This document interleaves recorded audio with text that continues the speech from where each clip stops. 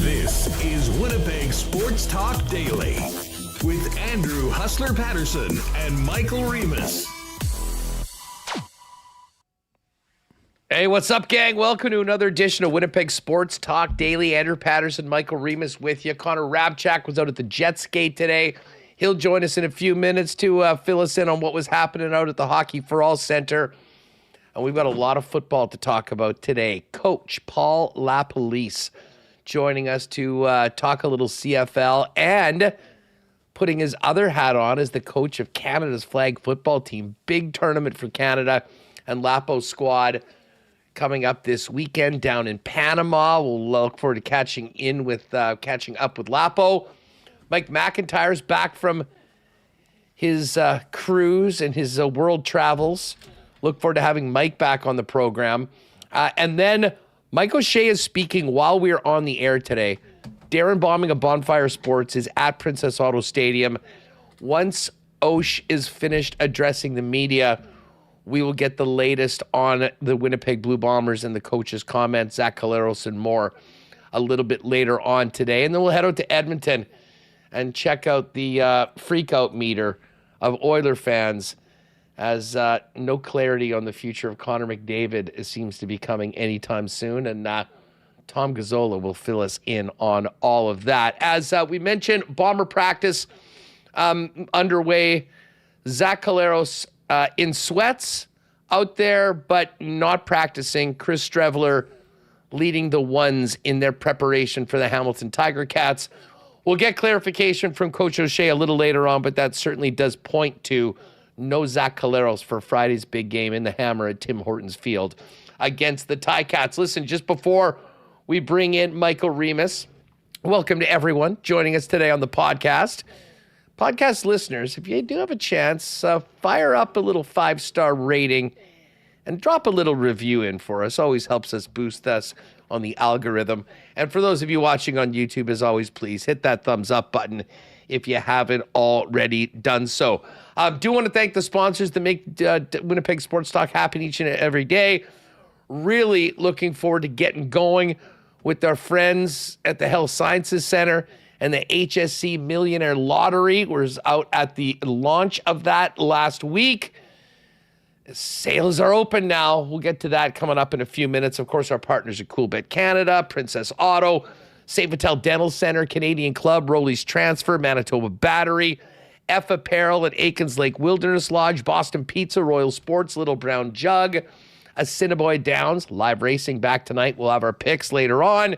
Of course, Breezy Bend, a why not question of the day for not AutoCorp, but Waverly and McGillivray, and fan feedback for our friends at fansfirst.ca. Let's get Michael Remis in here and get this show on the road. What's going on, dude?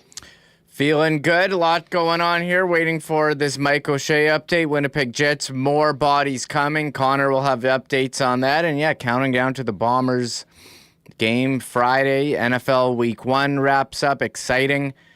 Started off like a terrible game. Like you want to turn it off. And then got very exciting last night with the Vikings and Bears. But pumped to be here, us talking to you, talking to everyone in the chat. And yes, as you mentioned, another wonderful edition of CFL 110 with you and Jeff coming up after this. So subscribe to that podcast feed or stay tuned here on YouTube. Yeah, exactly. Stick around at 3:15. We'll finish up the program and head straight into the latest edition of CFL 110 with myself and the Hammer, WST. Well, listen, you mentioned the Monday Nighter. Where are the Viking fans at in the chat? I know there are many of you. Let's get right to it. Why not question of the day for not AutoCorp, but Waverly and McGillivray?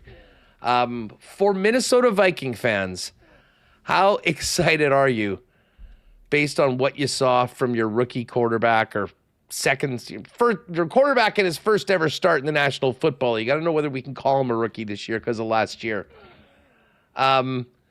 We are looking at I think the start of a real special era in Vikings football, because that team is really good. I thought the defense really buckled down after a bit of a sketchy start and played amazing. The receivers were not helping out J.J. McCarthy early on. I mean, Justin Jefferson, Adam Thielen, both with bad drops. You got to help the young guy out, and he just went in and took over that football game in the fourth quarter. I mean, a pretty stark contrast between the first three quarters and the fourth quarter, but that's what winners do. And J.J. McCarthy throws for 2, runs in 1 in the fourth quarter, and the Vikes come back to beat the Chicago Bears, who certainly looked ready to go at the beginning of the game, Reem.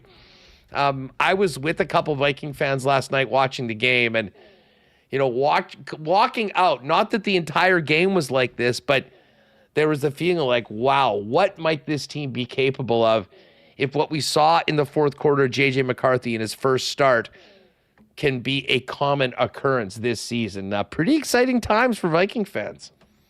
Yeah, did not get off to a great start. Third quarter, pick 6.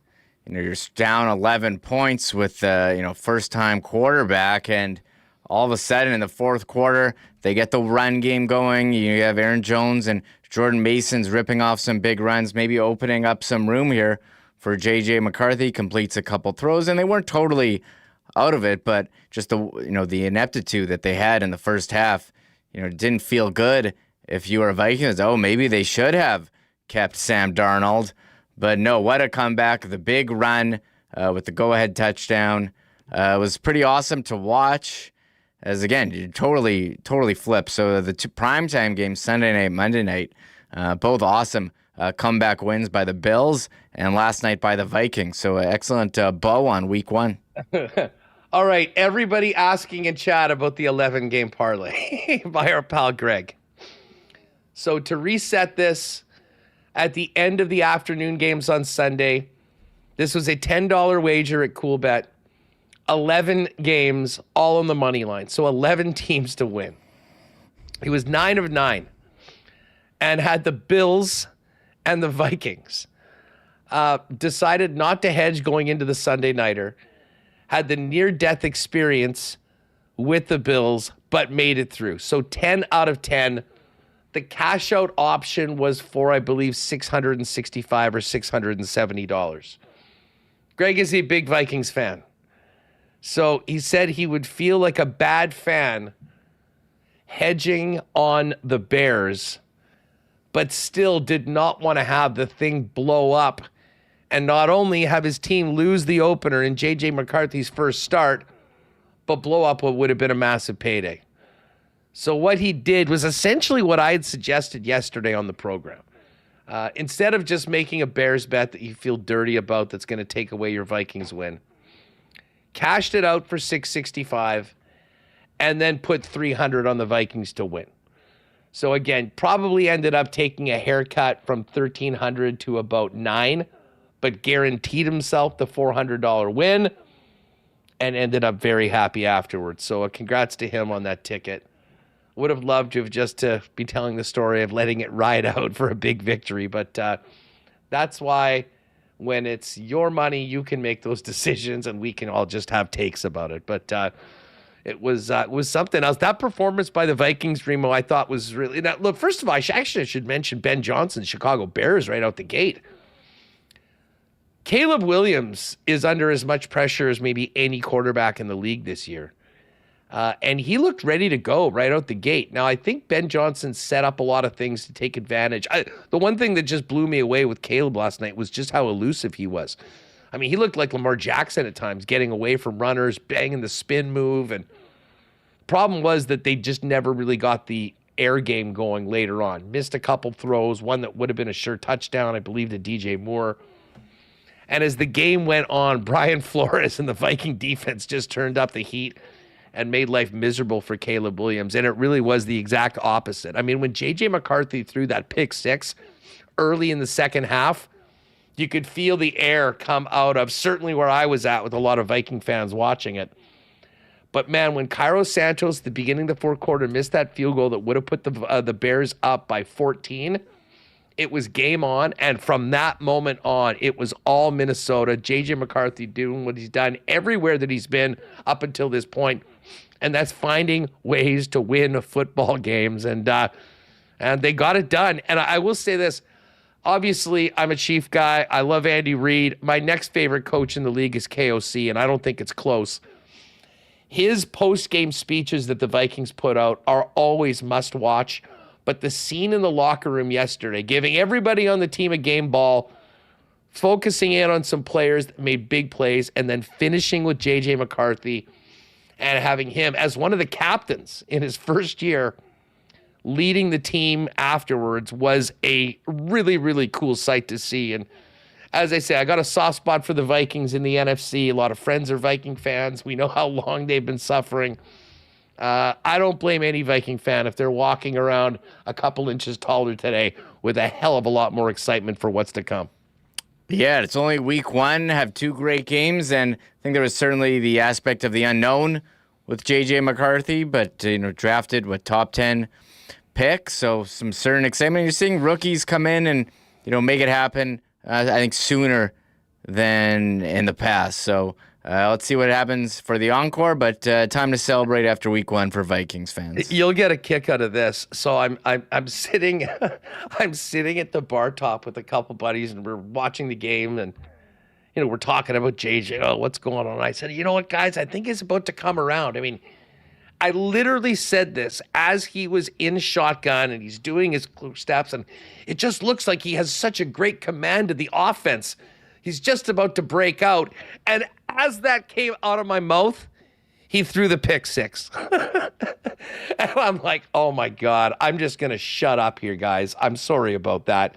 But listen, afterwards, you get through the adversity, and listen, you thought maybe the adversity would be a few games you could turn around. To do it in that first game on the road in Chicago against Caleb Williams was a hell of a start for the Minnesota Vikings. And as you mentioned, Remo, a pretty incredible end to week one of the National Football League season. I mean, all the primetime games were good.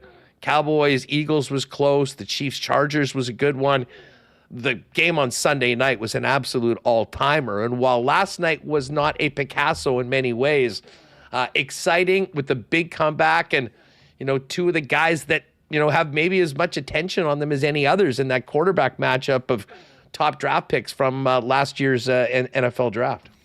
Yeah, it started off like terrible game. Like I wouldn't fault anyone for turning that off. Maybe they had other stuff going on, but hey, if you stuck with it, definitely rewarded. 21 points for Minnesota in the fourth quarter, allowing 7, giving them the big comeback over the Bears. So again, exciting start, and got to get ready. I'm already looking ahead to week 2, and also but first we got CFL. Week 15 Friday, starting with the Bombers. So still a lot of ways to get the football fix. Blue Jays. Yeah, you got your double header. Your double header on Friday with a late game. People up in arms lately about like commercials on Red Zone threatening to boycott. I mean, that would be you. I think I don't mind like the 1 minute of commercials, but that they're just going to keep taking more and adding more and more. So yeah, I was pretty upset about it, and I think it is a bit of a joke. But hey, NFL, what do they need? NFL need more money. Of course. The joke is that people would expect or be entitled to 7 hours of commercial-free football in a business today. That's insane. That's what it's been marketed as. 7 hours of commercial-free football. That's what you are paying for, and they are changing the one thing that made it special. So yes, people should be pissed off. How much is Red Zone? What? Like if Red Zone was like $500 or some sort of a premium thing, I would get that. But it's like $20 a month. Isn't that what it is? I don't know. No, people pay for it. Yes, it's not, and it's not. They're not mad about the 1 minute or whatever they say it's going to be. It's they're just going to make it worse and worse going forward. What's coming. That is part of it.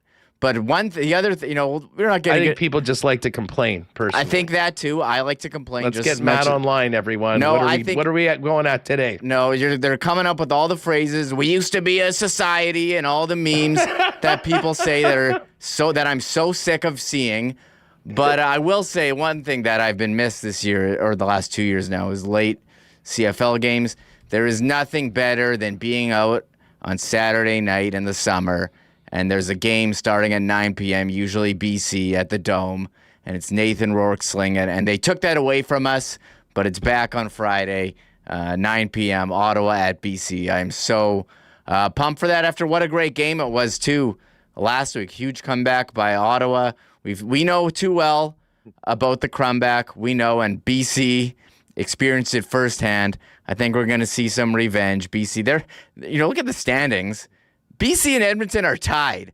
That is crazy to me. And the Bombers are only one game ahead of them. One game up. So, there's 2 spots up for grabs. And Edmonton, did they start 1-5?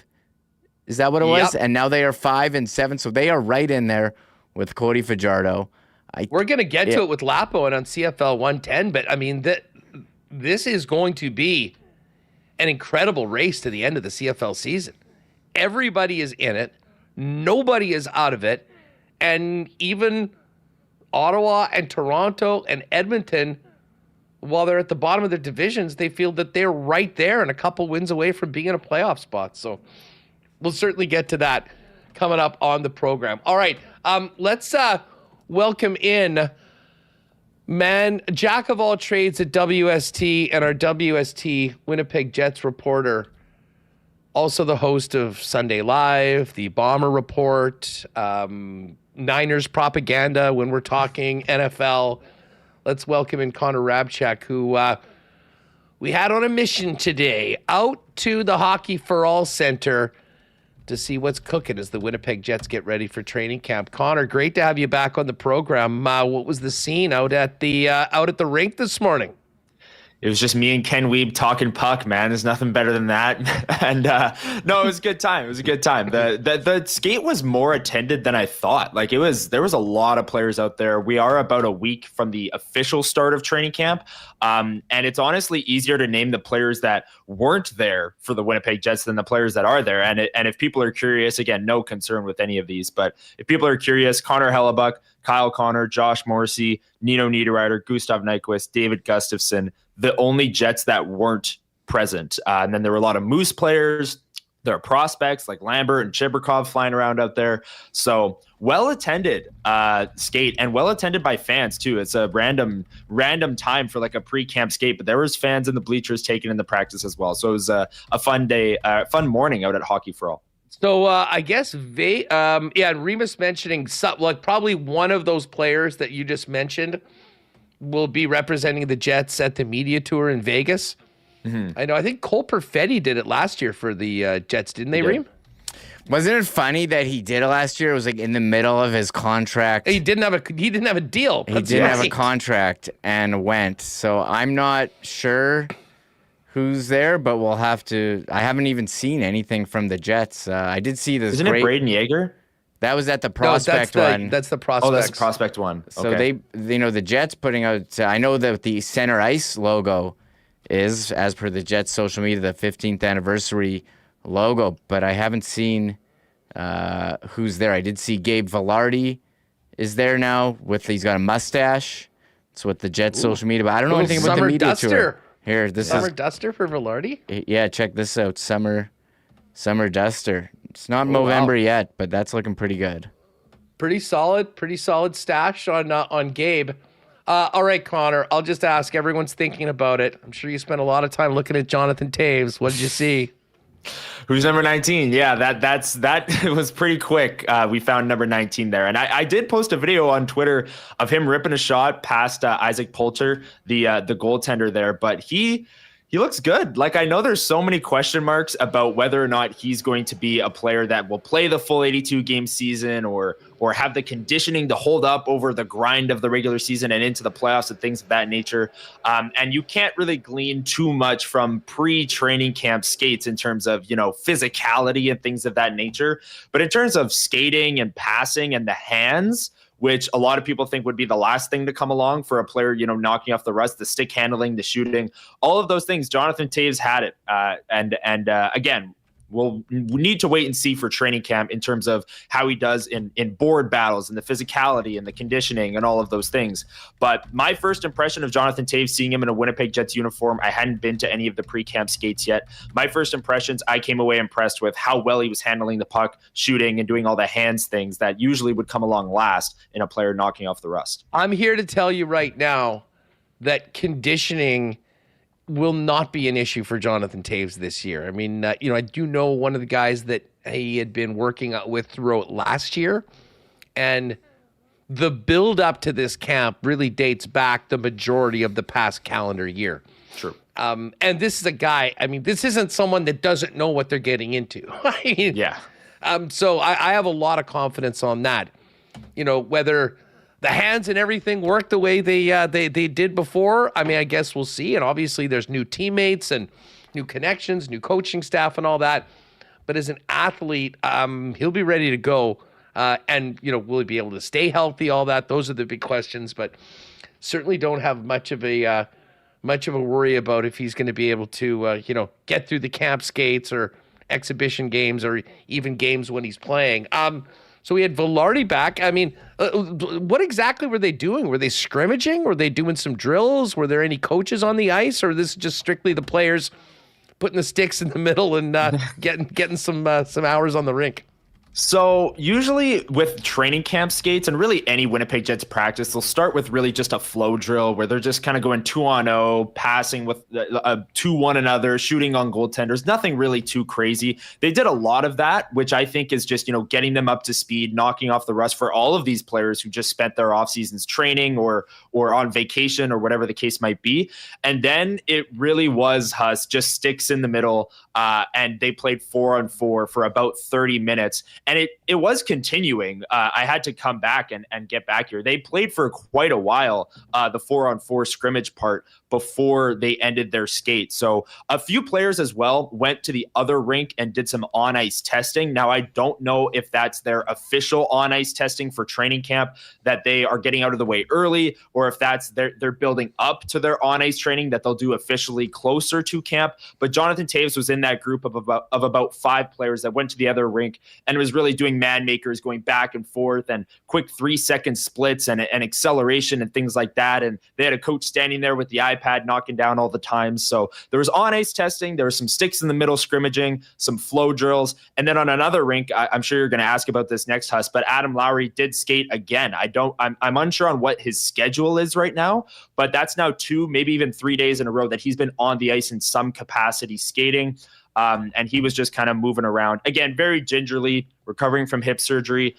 Here's the video that I took from practice. He's just kind of, doing some stick handling, gliding, not going full speed by any means, but still a good sign to see the captain back on the ice for the Winnipeg Jets. So all three out of the 4 rinks at the Hockey for All Center were being occupied by the Jets, whether it was a 4-on-4 scrimmage, on-ice testing, or Adam Lowry just kind of doing some gliding through the neutral zone. It was a busy day at Hockey for All. Reem, I'm not going to break down this video that Connor took of Lowry gliding around like the Zapruder film, but I will say, if I'm not mistaken, there was another video of him out on the ice yesterday.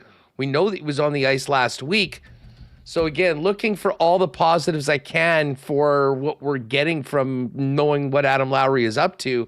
Mm-hmm. The fact that after a surgery, he's able to continue to be on the ice, not needing to take a bunch of time off, I would say is a real positive. And Connor, the fact that he was on the ice before the end of August is actually, I think surprising just based on the timeline that we were given for this surgery. All accounts with him being on the ice right now. Listen, I'm not saying let's move the calendar up or anything like that, but you have to be optimistic about his opportunity or his chances of maybe getting back and being able to play sooner, considering the amount of times we've seen him on the ice at the Hockey for All Center in the past couple of weeks.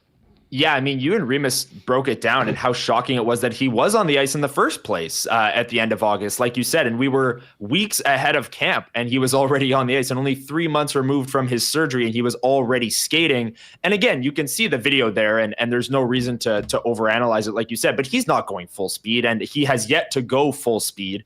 But we're still a month away from the beginning of the regular season. So again, I'm with you, Huss. I'm not moving up the calendar by any means. I'm not penciling Adam Lowry in for opening night or let alone the first couple of weeks of the season. But to see him doing even just light stick work and light skating, twisting his body as he goes back and forth, which, you know, uses your hips a little bit, it's a good sign nonetheless for the Jets and their center depth and their captain and all of these things that we've broken down with the Adam Lowry surgery. To see him skating and moving around like this is definitely a good sign. And whether or not you're moving up the calendar, that's up to you, but it's still a good sign to see him. And maybe he comes back earlier, a little bit earlier than expected. So quite a few of the fellas out on the ice, more and more returning to Winnipeg as we get closer to training camp beginning next week. I guess we're 9 days away from the official on-ice start, but they'll be testing and whatnot beforehand. And, of course, the prospects heading out to Montreal this week as well. Connor, thanks for doing this. We'll look forward to checking in tomorrow with the latest as the Winnipeg Jets get closer to training camp. Yeah, absolutely. And tomorrow, the rookies will be speaking before heading to their prospect showdown. And then Thursday, I believe Jonathan Toews will be speaking. So newsy week. I know it's not training camp yet, but the news is starting to pick up at Hockey for All. And I'll be joining the show, breaking it all down. Beautiful, dude. Thanks for doing that. Great stuff. There's Connor Rabchak, and he'll be on our Jets beat throughout the season, giving you even more Jets here on Winnipeg Sports Talk throughout the year. All right, listen. We are really pumped to be working with our friends at the Health Sciences Center on the HSC Millionaire Lottery. Went out to the launch last week. Just a phenomenal event showing off one of the $1 million plus properties that are available in the HSC Millionaire Lottery. Remo, if you can, pull up the website and show people where they can check out. There's Milt, Chrissy, and Terry. And of course, this is all for the Health Sciences Center Foundation, which does so much in our community. Now, you will know that, you know, the purchases help provide the best possible care for patients and make life-changing and life-saving technological advances at Manitoba's largest healthcare facility.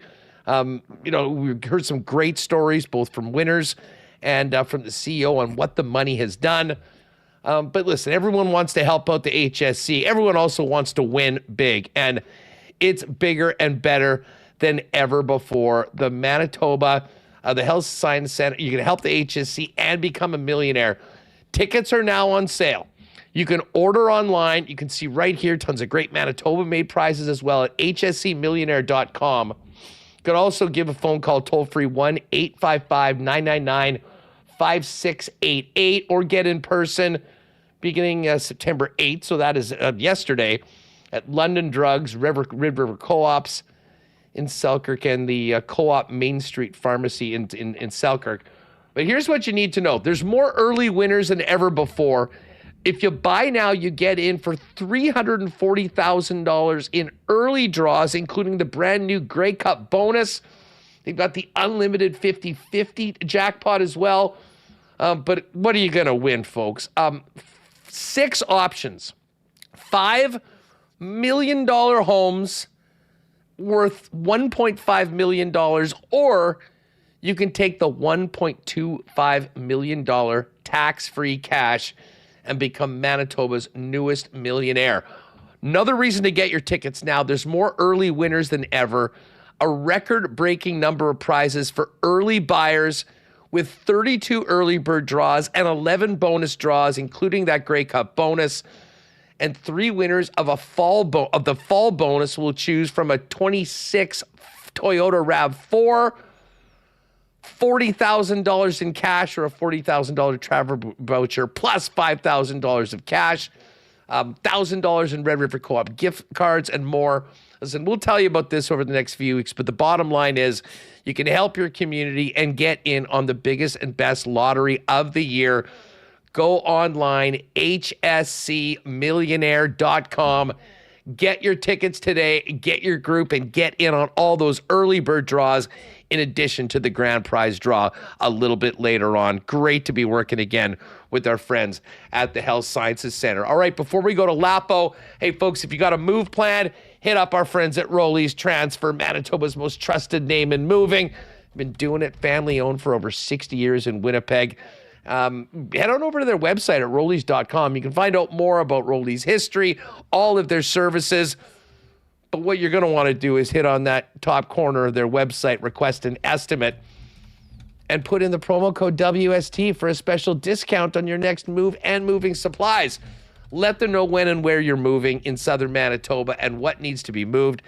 And our friendly staff at Rolly's will turn around quickly and get you a great quote on your next move and deliver the white glove treatment that Rolly's has been famous for now into their 7th decade. For all your moving needs, make it Rolly's. Find out more, request an estimate today over at Rollies.com.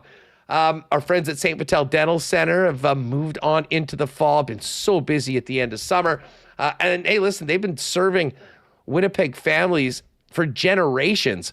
But they've now got a beautiful new facility at 167 St. Anne's. Dr. Terry and his wonderful staff can take care of customers from 6 months to 99 plus with a full array of dental services from checkups and cleanings to things like dental implants. Find out more online at stvitaldental.ca.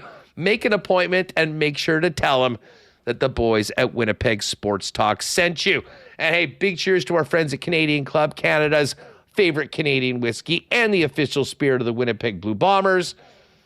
Maybe had to drink away the sorrows after the last couple games, but Bombers still very much in it going into Hamilton on Friday night. And speaking of Friday night, if you're heading into your local Manitoba liquor marts before the weekend, Bomber fans, make sure to grab that special Bomber label Canadian Club bottle, the original from 1858.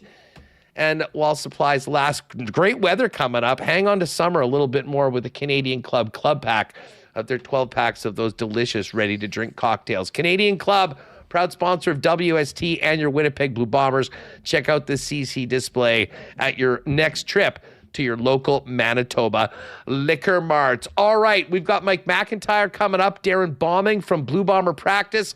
First, though, let's catch up with Coach Lapo, talk a little CFL, and a big tournament coming up this weekend for his Canadian national flag football team as they look to book their ticket to the Olympics in a few years. All right, let's welcome in our good friend Paul LaPolice. The coach is very busy. Canada and our flag football team playing at the IFAF America's Continental Championship in Panama this weekend with a lot on the line. And, of course, we've got a lot to talk to him coming out of a sweep for the Riders in the Labor Day Classic and the Banjo Bowl. Lapa, what's going on? You look good in that Canada fit.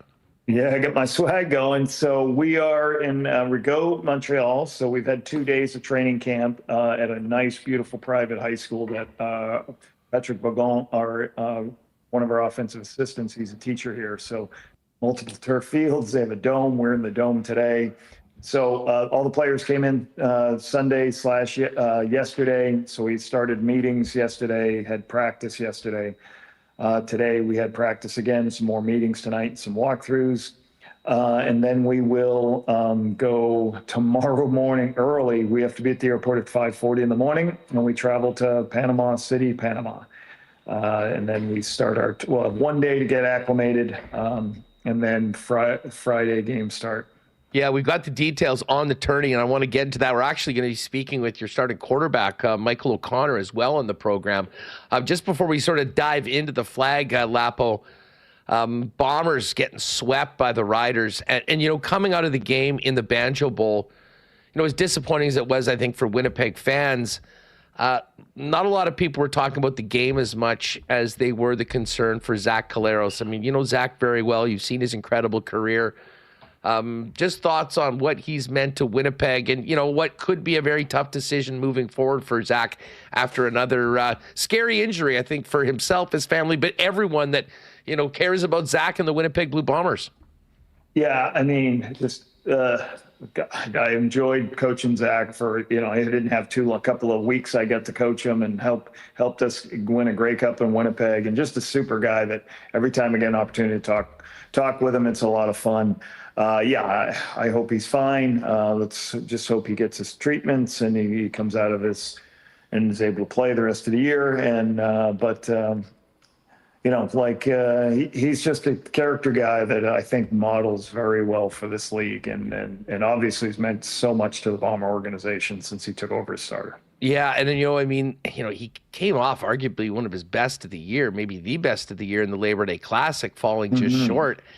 And, I think what's so frustrating from a Bomber perspective with these two losses to Saskatchewan, as good as that team is that I think you can make an argument that their defense stepped up and is playing the best that it has all year, and yet it wasn't enough to at least split that series against their Prairie rivals. Yeah, last couple of weeks, but obviously they're facing the Riders, who are one of the top offenses in the league, and they can run the ball, they can throw the ball deep, they can do a lot of things. So I thought the defenses, put themselves in a pretty good position the last couple of games.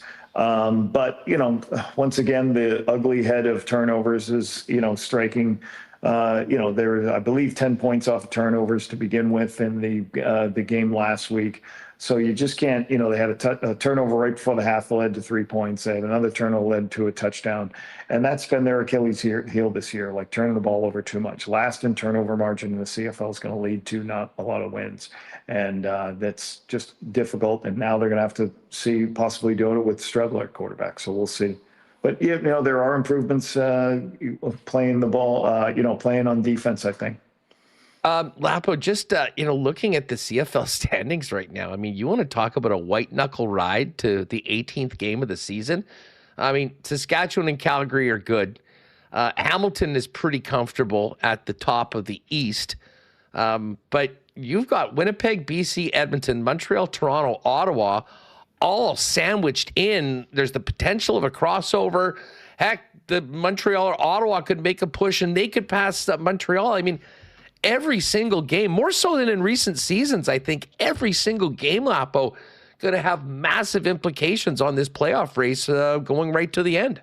Let's take the Toronto Argonauts. So you think about the Toronto Argonauts. 3 weeks ago, I did a game BC at Toronto, and everyone was expecting BC to just wipe. It was C&E game, and I was in the stadium, and I was like, everybody's picking BC to win.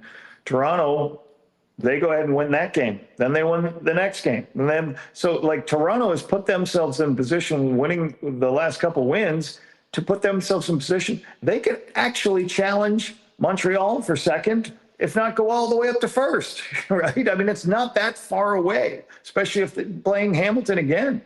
So I believe they have one more game with Hamilton. So it's just kind of crazy how everybody, and we all have the understanding the crossover team has to finish with more points than even number of points with the Eastern teams. So Ottawa having that huge win over BC helped. Toronto going on their run has put them right back in the mix. And the other thing that's been kind of weird with Montreal is they've lost their quarterback. Until they get their quarterback back, it might be hard for them to continue to win like some of the other teams that are struggling without a quarterback. Hey, just before we hit the flag, you mentioned the Argos, and I've just got to ask you this based on your coaching experience. You've got an MOP in Chad Kelly that's been rehabbing all year, ready to come back. And in the meanwhile, Nick Arbuckle is putting together arguably the best season of any quarterback in the league. The 2 wins they're coming off of, he's passed for almost 800 yards, 6 touchdowns, no picks, and 2 wins. From a head coaching perspective, how difficult is it, Lapo, to make that decision as to your longtime number 1 quarterback coming back, being ready to go, when you've got a guy that's done it all year and is playing as well as Nick Arbuckle is going into this game? That's not an easy, I'm happy I'm covering the games, not calling, having to make that decision because, Nick's, you always talked about Nick making sure that, manage the game, didn't do, even when you were, he first came out, people were like, all right, can this guy be a game manager? Can he make some shots downfield eventually? But, be able to operate what you're trying to do. I mean, they lead the CFL in explosive plays. Like, they're throwing it all over the place, and he's done a great job of minimizing in his interceptions. So it's going to be hard to go ahead and say, Chad Kelly, you're in, right, and take him out. That's going to be a difficult decision. And again, Ryan understands his room, I'm sure, better than all of us. So whether the team wants Nick, whether the team wants Chad, I'm sure he'll have that understanding. But you can't fault what Nick Arbuckle's done. Their losses have not come from his play. So it'll be a difficult decision. Well, 4 more big games in the CFL, kicking off with the Bombers in Hamilton on Friday night. But Lapo, that's not the only Canadian football that's happening this week. A huge weekend for your Team Canada flag football team down in Panama.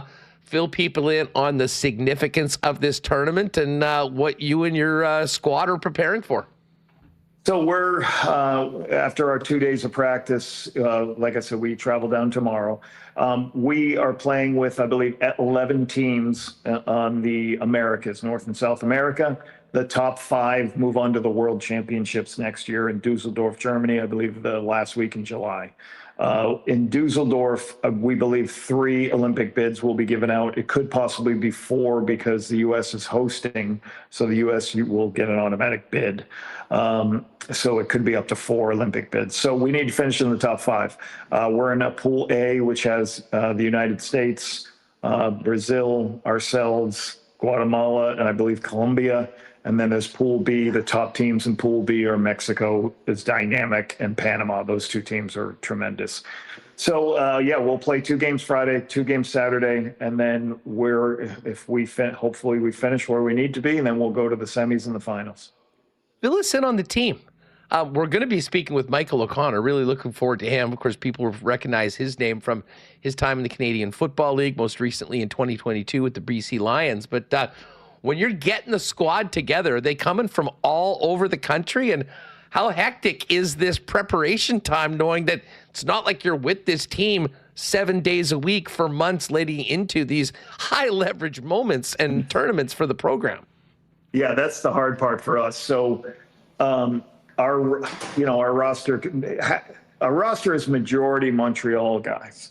And what has happened is last season we went out and had camps in Alberta, Winnipeg, Vancouver. Every province we had a ID camp today where Football Canada officials went and tried to find the best 40 players across the country.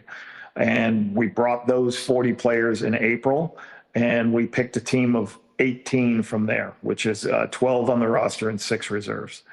And now those 12 guys mostly are made up. When we started out, we had 2 from BC.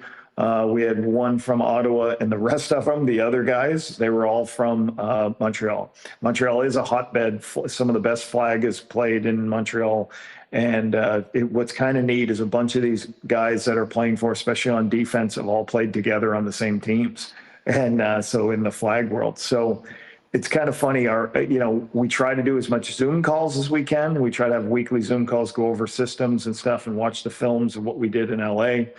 But now it's, you're right, it's hard to just get them together for 2 to 3 days, 2 to 3 days of practice, and then get ready to prepare. But hopefully we're doing the right things, teaching them and making sure we're efficient in what we do. It sure does sound like the program has some momentum coming into this. I mean, if you could reset what you guys did when you went down to the United States, because I think for a tournament or performance like that, it kind of shows just the talent that we have in this country and what this team is hopefully capable of doing moving forward. Yeah, going previous teams, if you went to the World Flag Championships and Canada represented, it was usually the provincial team that won was the best in Canada. So let's say Team Saskatchewan won. The Saskatchewan group won the Team Canada Championships in flag. They had the right to then go to the World Games. That's how it was done.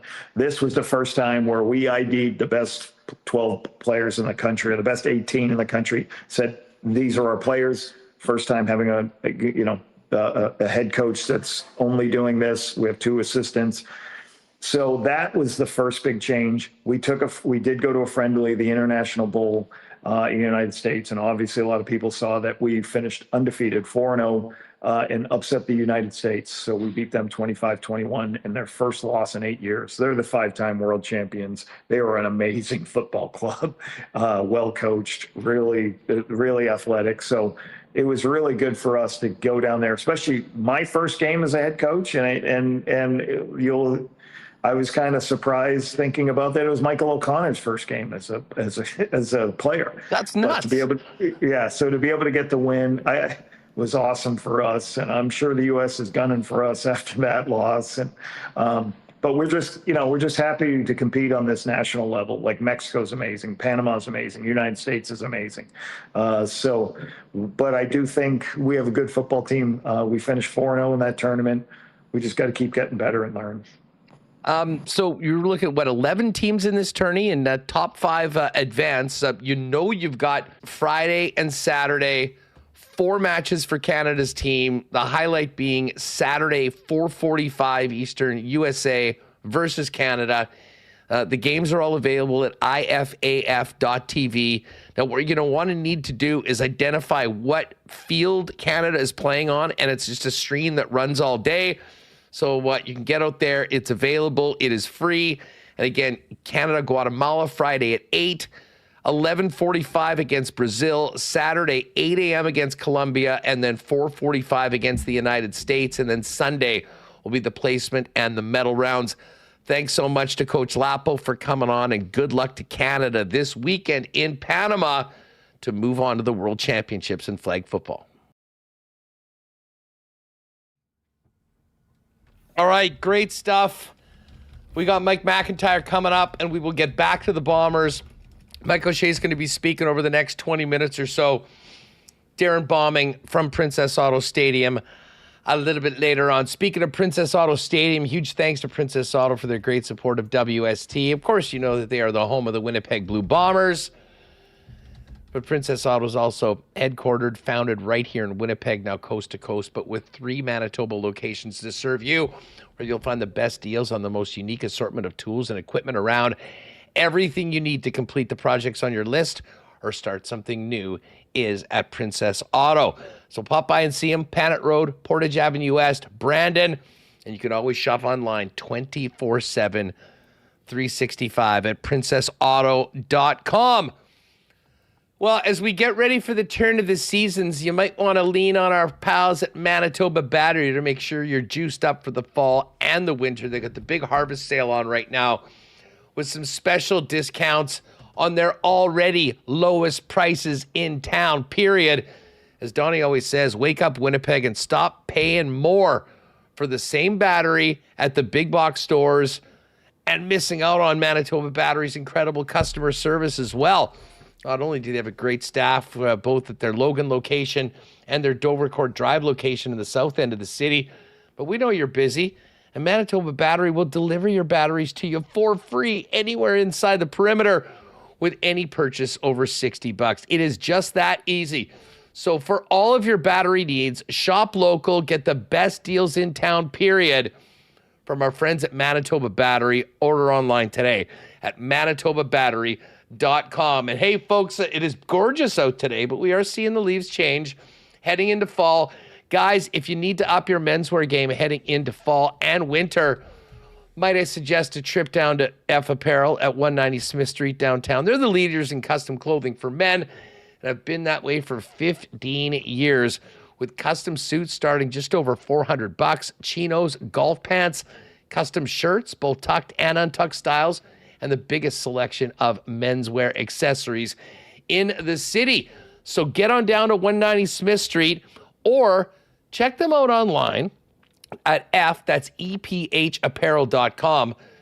You can make an appointment for a fitting there as well. And if you are getting married or in a wedding party, make sure to talk to the guys at F about a special discount when you and the fellas get the suits for the wedding for the big day at F Apparel. All right, let's bring in our pal Mike McIntyre, who's back from what looked like a pretty fun vacay. How was your time away from the peg, boss? It was terrific. Really was. We were gone 11 days. Just got back on Sunday night, and yeah, it was a lot of fun. We went to New York for a few days. Then we jumped on a boat, a little bit bigger than a typical boat. Did a 5-day cruise to Bermuda. Got to play one of the most gorgeous golf courses. Yeah, there's the beach in Bermuda. That place was stunning. Other than the man-o-war warnings that were up on the beach, to beware of the man-o-war. And there is the golf course that my son and I played, Belmont Hills. I shot a tidy 92, which is not bad for me. The most stunning golf course I've ever played in my life. Every time I took a divot, I felt kind of guilty for taking a chunk out of that pristine course. So, yeah, just a great time on the course, great time on the cruise. Then we went back to New York, ended up seeing 3 baseball games, Mets, Marlins, and then a pair of Blue Jays, Yankees games. And that was a lot of fun. Huss, my son, I was neutral. I didn't wear any team paraphernalia. My son had his Blue Jay jersey on. Yankee fans can be a little obnoxious. I think my son, we had been in the stadium for all of about 3 minutes before a Yankees fan told my son that he should kill himself. So that was a little harsh.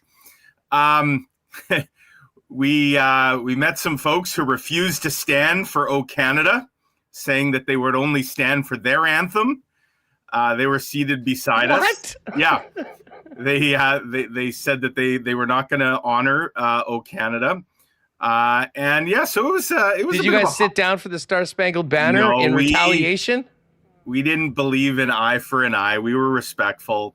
And we kind of got the last laugh on Friday night. That's when that happened, because the Blue Jays won big time in the Bronx. That was a lot of fun to witness. And then Saturday, we got caught in the craziest rainstorm I think I've ever seen. We were sitting like in the upper deck, so we had covering above us, and so I didn't go down to the concourse when the rain delay started. But the rain started coming in sideways. You can see the video Remo's playing here. That's bad enough. It got a lot worse.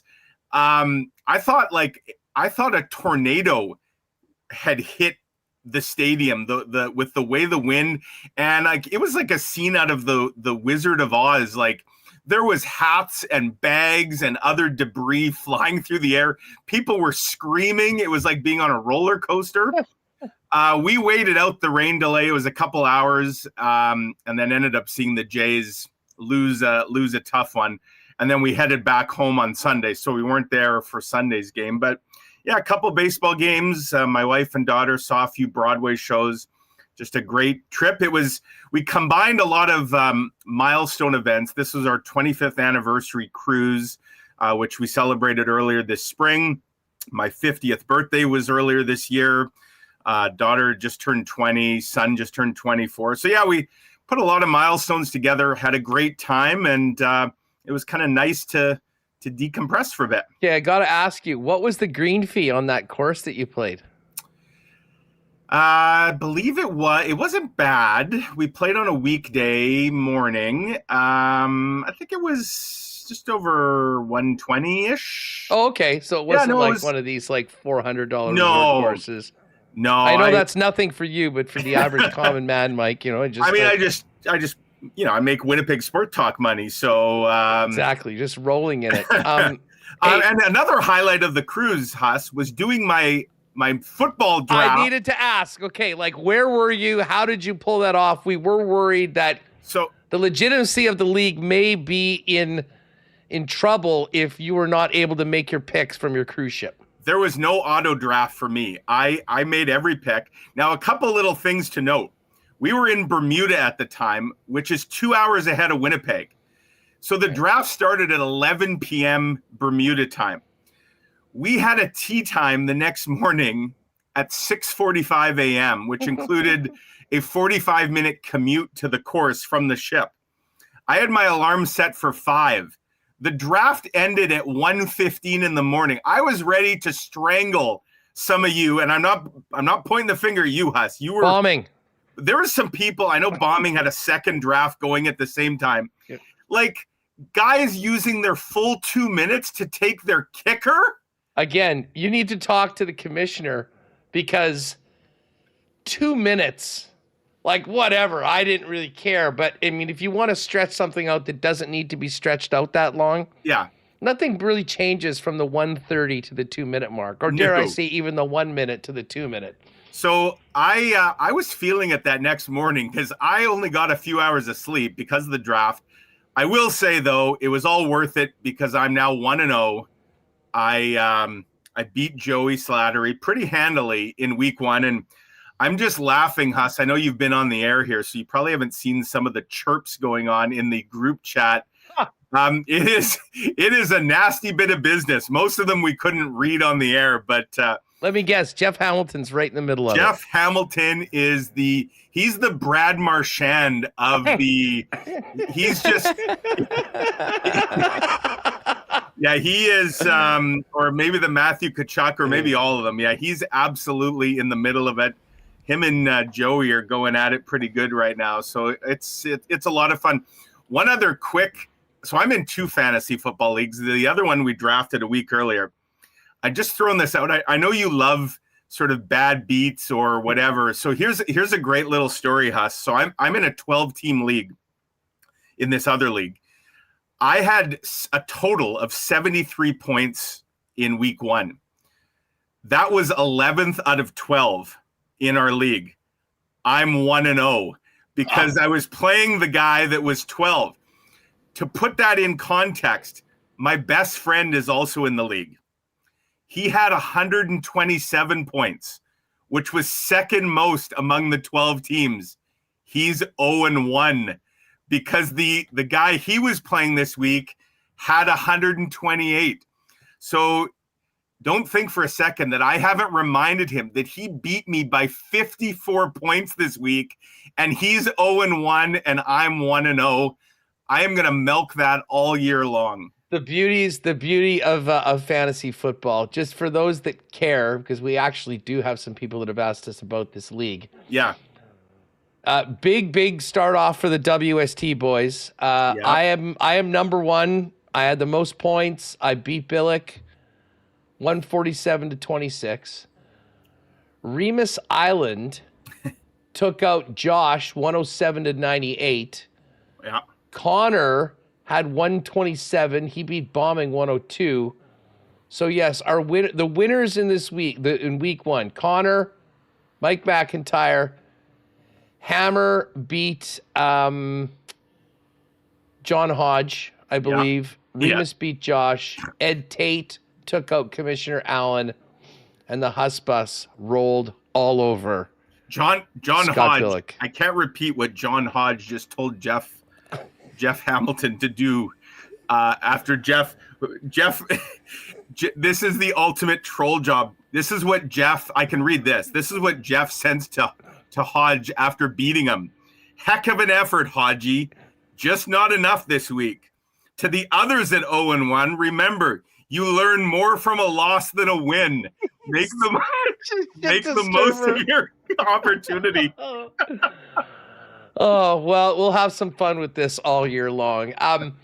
We're going to be getting the latest on the Bombers, and in particular, Zach Caleros from Bauming coming up. Just before we kind of get to the preseason for the Jets, pretty precarious predicament for this football team, losing both. And listen, in doing it in a really disappointing fashion in that, Mike, I mean, I know you're probably busy, you were at the Jays, but I mean, the defense held him to 21 points at home. Yeah. I mean, that's usually a spot that, you would hope to get a win, but, we've really seen, I mean, after Zach Caleros, if he's not there, this offense is really, really challenged. And listen, they should be sending a thank you card to Dustin Crum for the crazy win that Ottawa had against BC.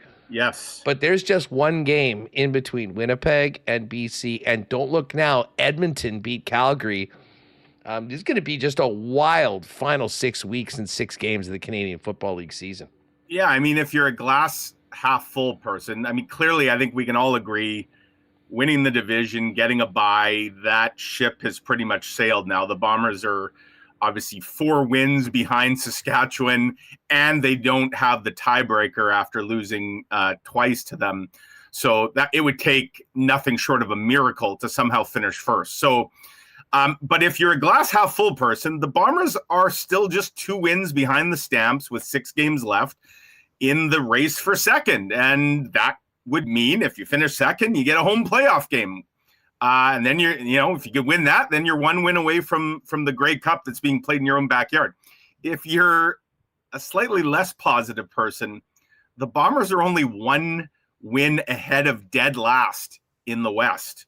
And that would mean, forget about, if you finish 4th, you still got a shot at the crossover. And right now, 4th in the West would get the East crossover, which might not be a bad path to take. But you're also flirting with 5th because BC and Edmonton are both 5 and 7. And, the Bombers have a really tough game coming up against Hamilton that kind of feels, I don't know if you can call it a must win with 6 games left, but it's pretty darn close. The Bombers need a real big performance here coming out of these 2 losses to Saskatchewan. As you said, Huss, it's the way they lost them. These were both winnable games. And credit to the Riders. Feels like the mantle has been passed a little bit here. And, the Riders are clearly the cream of the CFL crop this year. 10-2, they've looked dominant, and now the Bombers have their work cut out for them. And yeah, what's their lineup going to look like? What's going on with Zach Collaros? I don't know I know there's been a lot of hot takes on it, Huss. I'll just throw mine into the mix. And yeah, I didn't see the game live. I was at the Jays game, Yankees game, and because of the rain delay, it stretched well into the evening there on Saturday. But I've seen the replay. I don't have a problem with the hit on Collaros. It was a bad result, obviously. I don't think that was a targeted headshot by any means, but I do think it underlines the concerns with Zach Collaros, and a guy that's, suffered a lot of concussions. He's now in a pretty fragile way, and, see things like Milt Stiegel, right? Calling for him to hang him up. I think that noise is only going to get louder here, and we'll see what his status is. But, real unfortunate series of events there. And yeah, the Bombers, this is a big year for them, obviously, with hosting the Grey Cup. And it's not exactly playing out the way they would. They're 6-6, just like they were last year after 12 games, Huss. But is anybody feeling quite the same way? I don't think so. No, listen, at this point last year, they were on a 4-game winning streak after being 2-6, had swept the Labor Day Classic in the Banjo Bowl, and had all the momentum going forward. And right. I would argue that it's almost a complete 180 this year. And but as I think it was Remis, we were getting ready to do CFL 110 today. He reminded us that think of the teams that the Bombers have lost to in the Grey Cup the last few years. These are teams that, had to fight their way in for their spot in the final few weeks and then get on a bit of a run. But again, it's tough to imagine that happening without Zach Collaros. And I will say this, and we'll wait to hear what Mike O'Shea has to say for the official word from the club. But as of right now, from what we've got from the Winnipeg Blue Bombers, there hasn't been a documented concussion for Zach Collaros since he became a Bomber. Earlier this season, they described that as a neck problem, and we'll see what this one is. That being said, I was 10 rows up right in front of him, and it looked pretty damn scary, and every person that knows Zach Collaros' history was fearing for the worst. And I guess we'll find that out very soon. As I said, Darrin Bauming is going to join us in about 5-10 minutes or so from Princess Auto Stadium. We had Connor jump on. He was out on the beat checking out the skates. Looks like most of the players, with the exception of a few notable exceptions, the Michigan guys, Hellebuck and Kyle Connor, Josh Morrissey. I assume one of those guys was in Vegas doing the player car wash, if you will. But Mike, very soon in the next couple days, we're gonna have the full complement of players before training camp next week. But I think what most people are particularly interested in is a certain media availability scheduled on Thursday with one Jonathan Taves, who's been out there on a daily basis. Yeah, and we may actually hear from Adam Lowry as well, Huss. I think is the expectation on Thursday, and that'll be interesting too, because I think the question many have when people saw that he was already skating like a couple weeks ago is, Is he possibly ahead of schedule? I don't know if Adam Lowry will be able to answer that question, but it will be interesting to hear about the procedure he went through and his rehab and recovery this summer, and a certain contract situation, because Adam Lowry, it doesn't get talked about nearly as much as Kyle Connor, but Adam Lowry is also heading into the final year of his deal, just like Kyle Connor. And I continue to maintain that I am more confident than not that both guys will be re-upped prior to the start of the season, which, looking at the date here, it's what, September 9th today, Huss? October 9th, correct? That's the opener, isn't it? October 9th? It sure is. 1 week or 1 month. 1 month from today. And, so there's still time to get it done. I do expect, and I think one of the insiders reported on this last week, that, they expected talks would pick up once the players are back in town.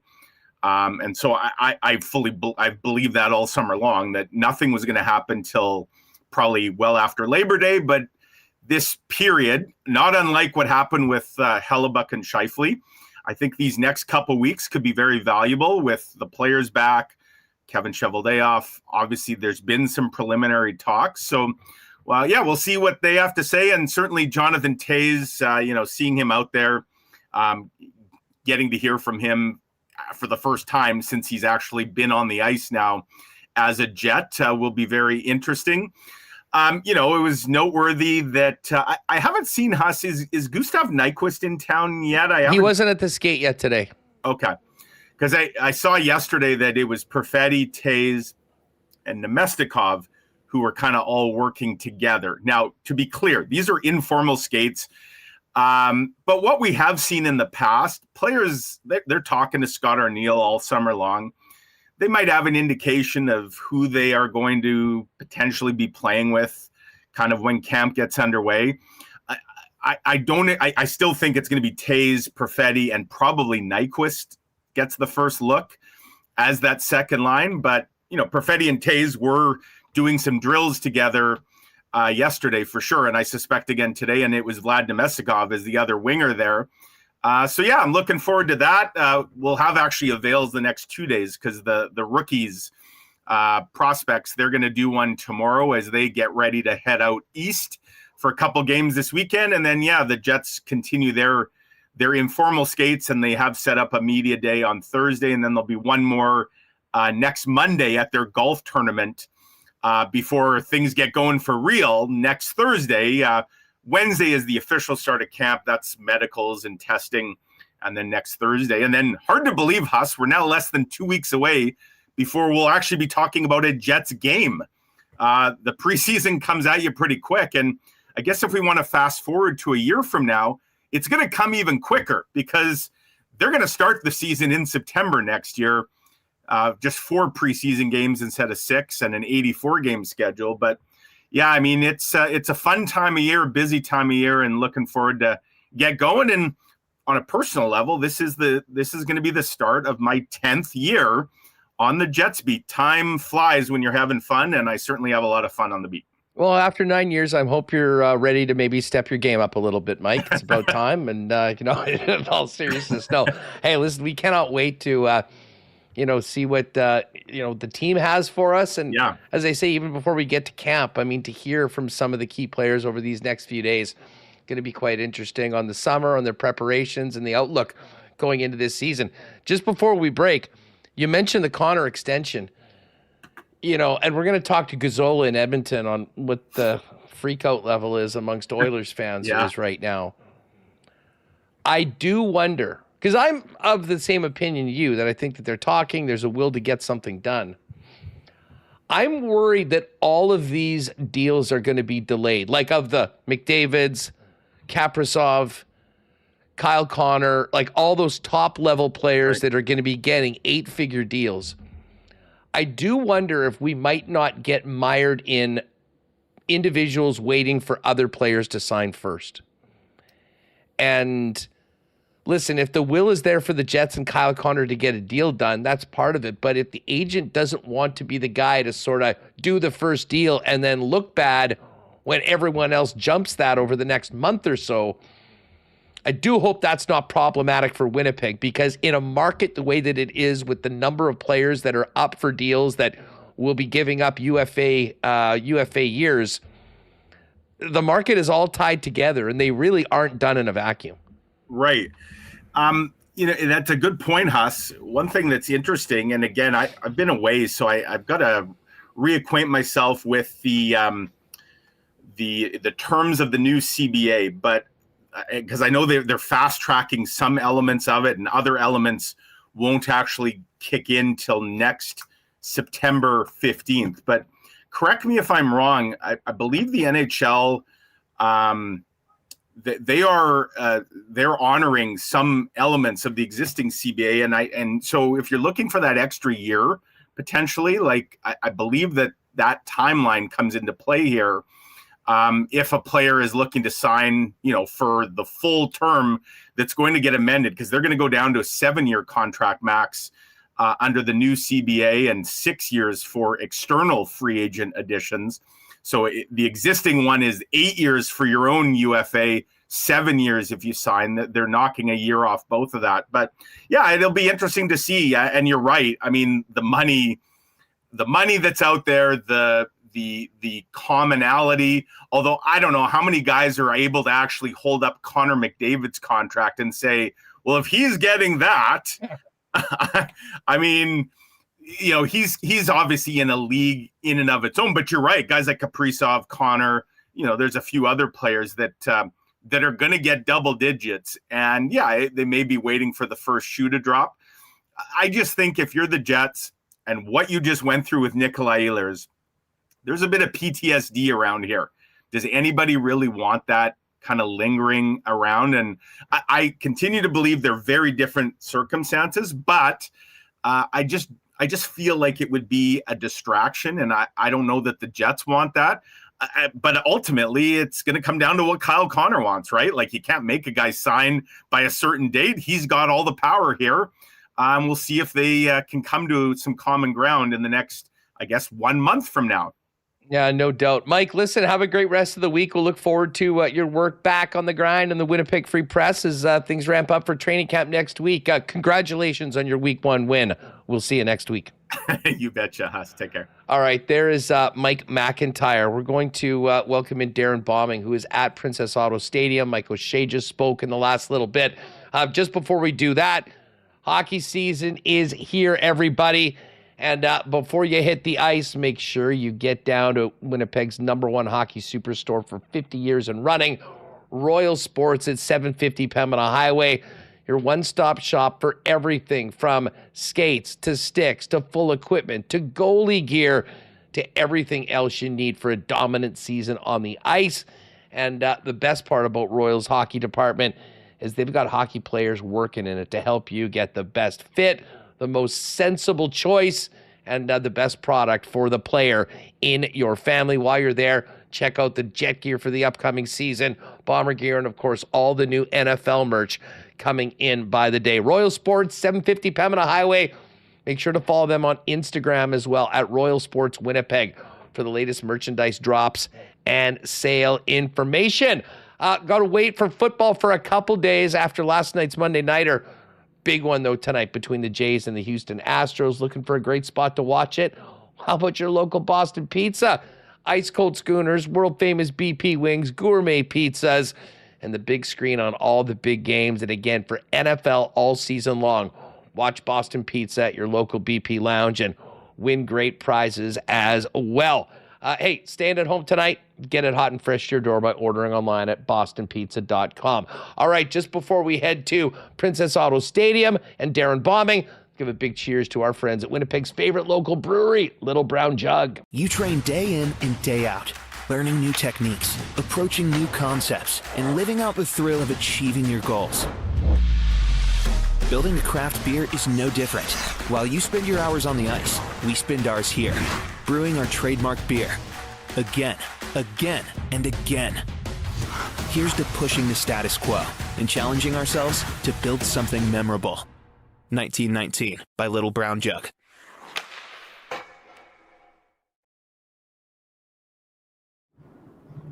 All right, let's head out to Princess Auto Stadium right now and welcome in Darrin Bauming of Bonfire Sports with an absolutely glorious backdrop today. What a beautiful mid-September afternoon we have. And Darrin joins us now from Princess Auto Stadium, post-Bomber practice and media availability. What's up? How are you? Things are good, Hustler.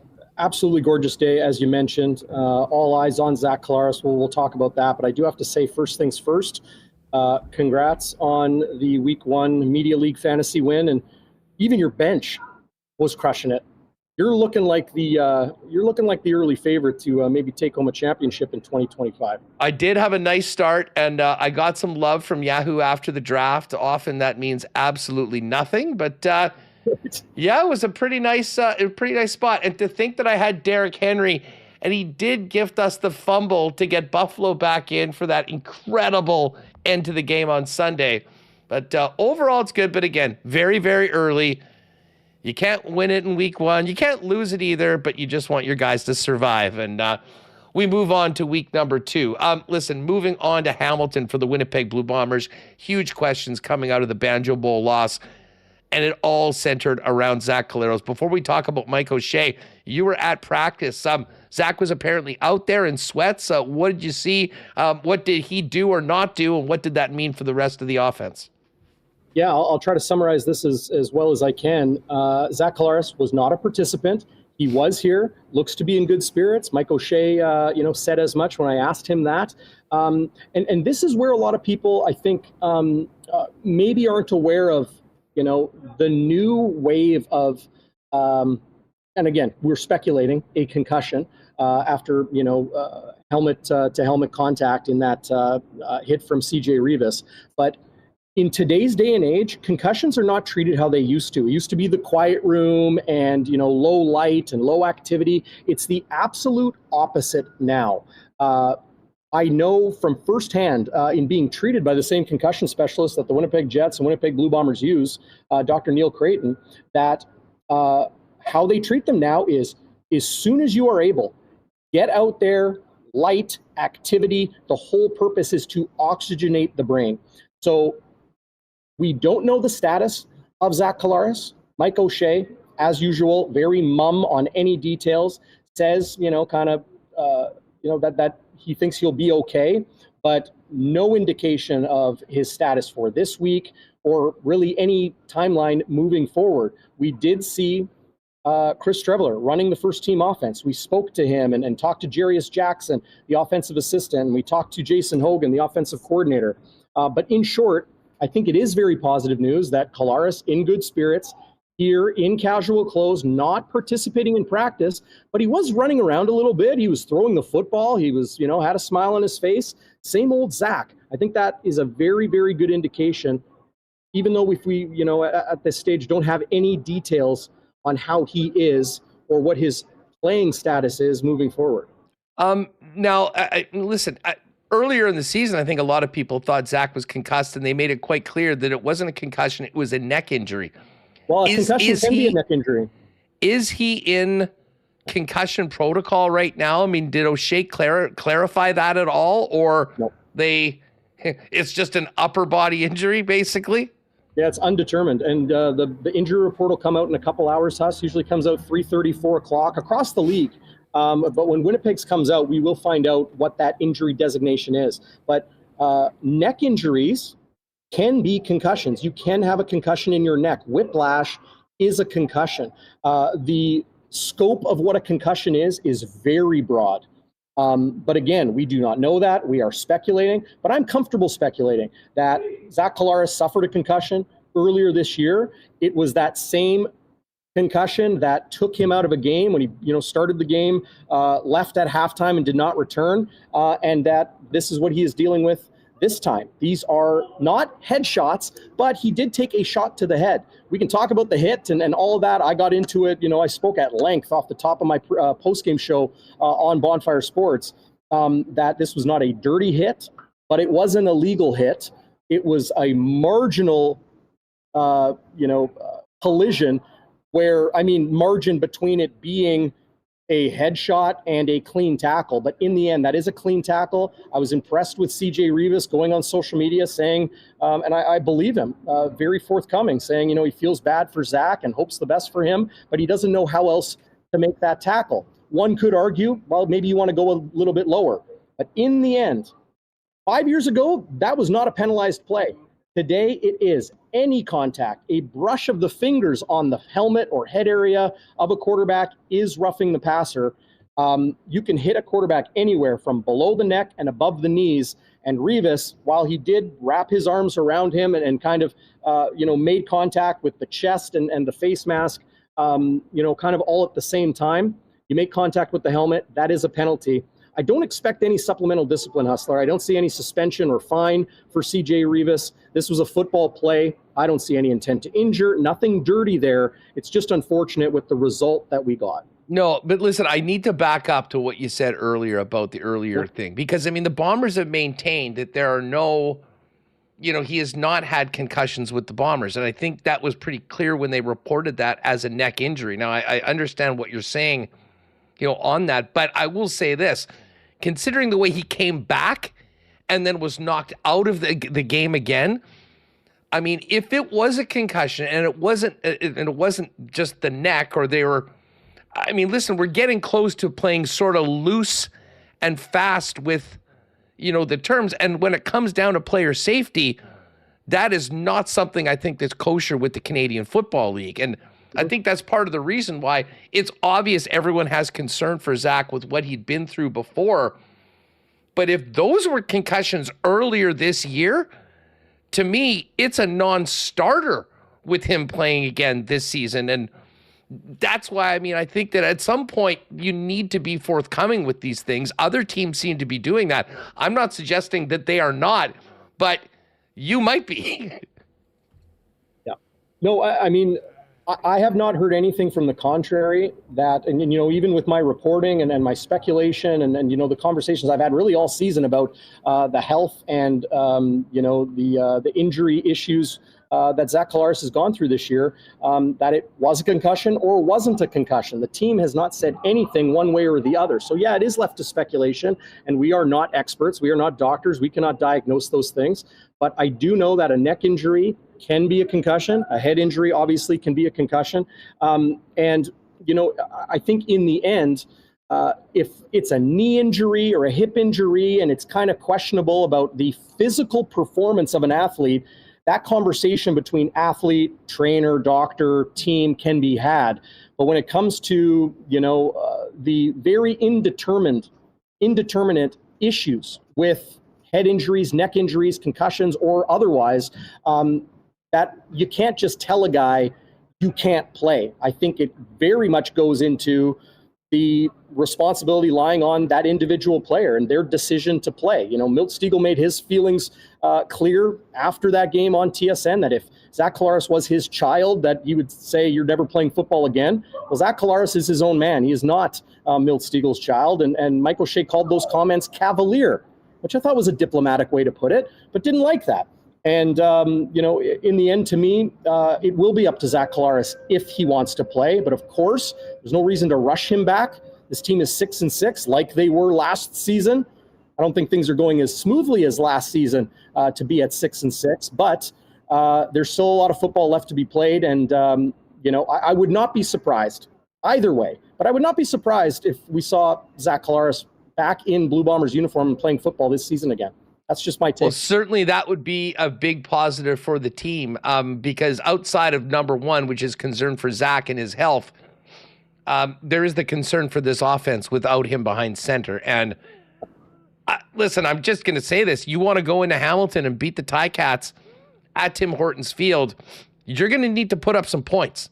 So a crucial week of practice and preparation, assuming Strevler is going to be the starter, can lean on the fact that he is 2-0 in his starts, has looked very different than when he's come in relief, Darrin. And listen, it'll be all hands on deck. The one thing for the Bombers I'll say have going for them, and they're going to need it, I think their defense has really stepped it up. I thought they played well enough to win both of those games, frankly, with what they did against the Saskatchewan offense.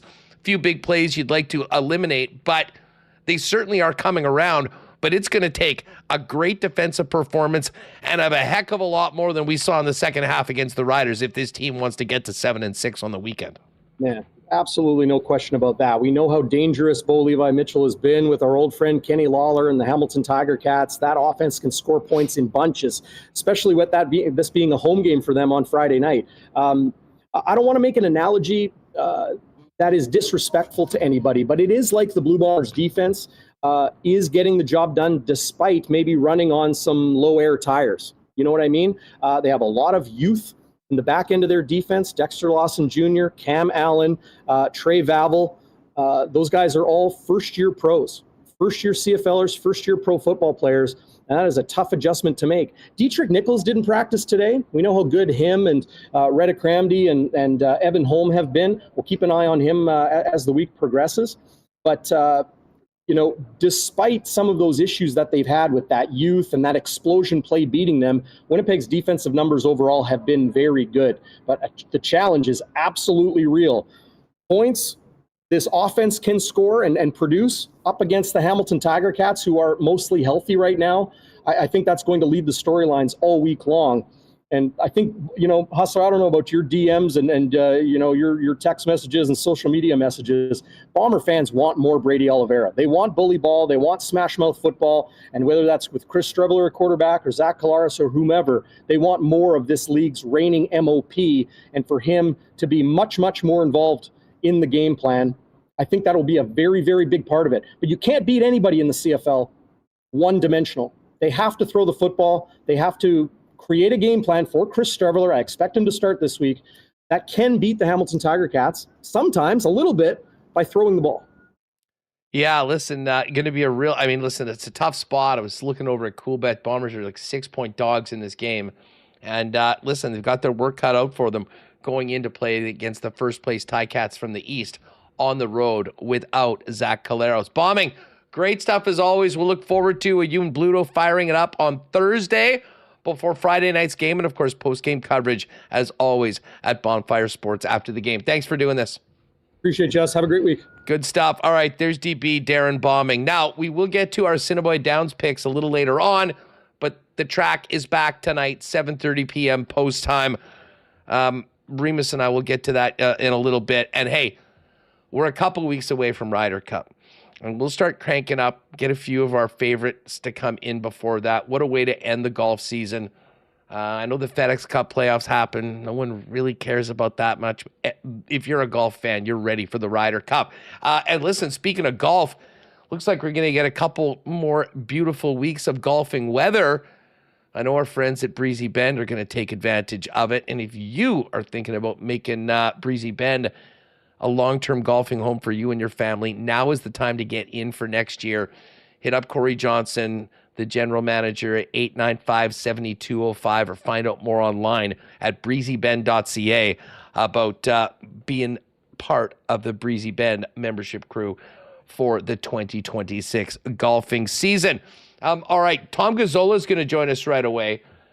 Just going to quickly get to some fan feedback brought to you by Fans First, your number one spot for buying and selling Winnipeg tickets on the resale market with no added fees. What you see on the site is what you pay. And with the Bombers sold out again for their next game, if you're looking for Bomber tickets, the best place to get it and to sell them is fansfirst.ca.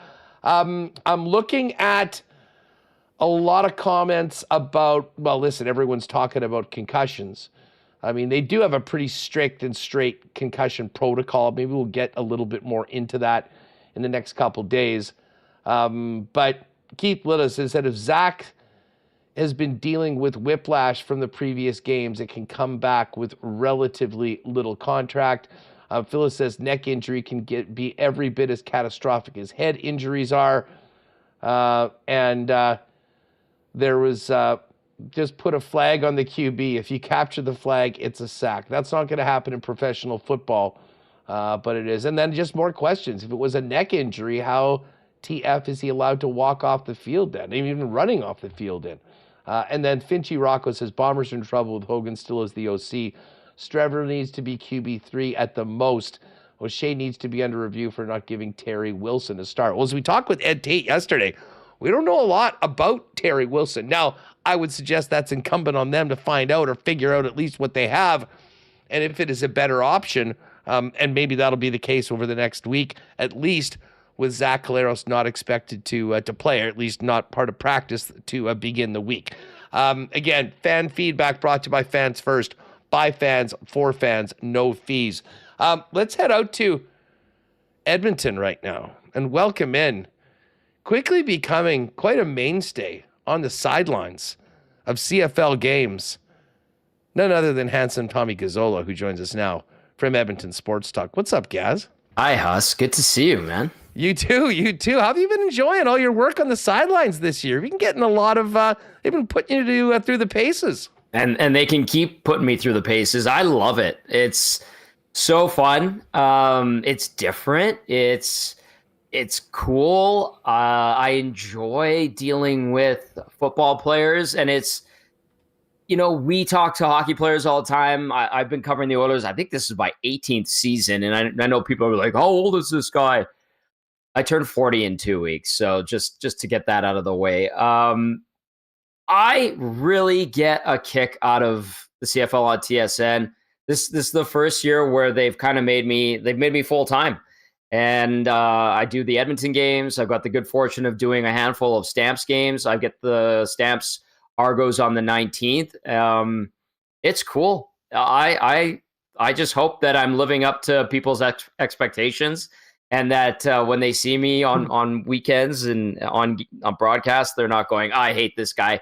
If they could just go, oh, I tolerate this guy, I'm happy. Hey, here are my expectations for your next time. We just had the Banjo Bowl here, and Britt Dort was doing the game. Yep. Britt had some fire leather pants on the sidelines. I need you to talk to the TSN stylist and see if you can get maybe a full leather outfit. If you could go leather pants and leather jacket, Tom, I think you'd be taking your sideline game up another level. The bar is being set very high by your colleagues. Well, yes, and Britt's awesome. I don't know if I could pull off the full leather suit, but if the TSN... Anyone could, it's you. Yeah. Thanks, buddy. If the TSN stylist would answer my calls, that would be wonderful. I would happily, discuss this with them. I'm open to everything. I'm pretty easygoing. Now, that reminds me of a great line from Arrested Development where Tobias Funke was into leather because his daughter Maybe and his nephew George Michael were really into leather, and he goes into a leather shop and he asks the guy at the store, can you please show me something that says Daddy likes leather? And then the guy gets excited and goes, do you mean leather, Daddy? And he's got assless chaps and a chain going up to his neck. And a great scene from an underrated on show. The sidelines. I mean, listen, Yeah. You're in Alberta. Those are a little bit more, normal than everywhere else. I'm glad you said that. Can I say one really quickly? Speaking of that, on Monday last week, Labor Day Classic, I'm talking to Dwayne Ford at the broadcast truck, and the Stamps cheerleaders locker room is right there. And it was scorching hot that day. And I was soaked in sweat, my suit, everything to the dry cleaners. And the cheerleaders were coming up, and I'm like, to one of them, I go, how did it go today? She goes, it was so hot down there. I'm like, try wearing a suit. She goes, yeah, good point. I was wearing chaps though. And all I could say was, yes, well done. I would love to have the backstage stream of Gazzola making a point of chatting up all the cheerleaders and everything else when he's looking to get the intel on what's happening with the game. Hey, just before we get to hockey, though, seriously, it was great to see that crowd at Commonwealth.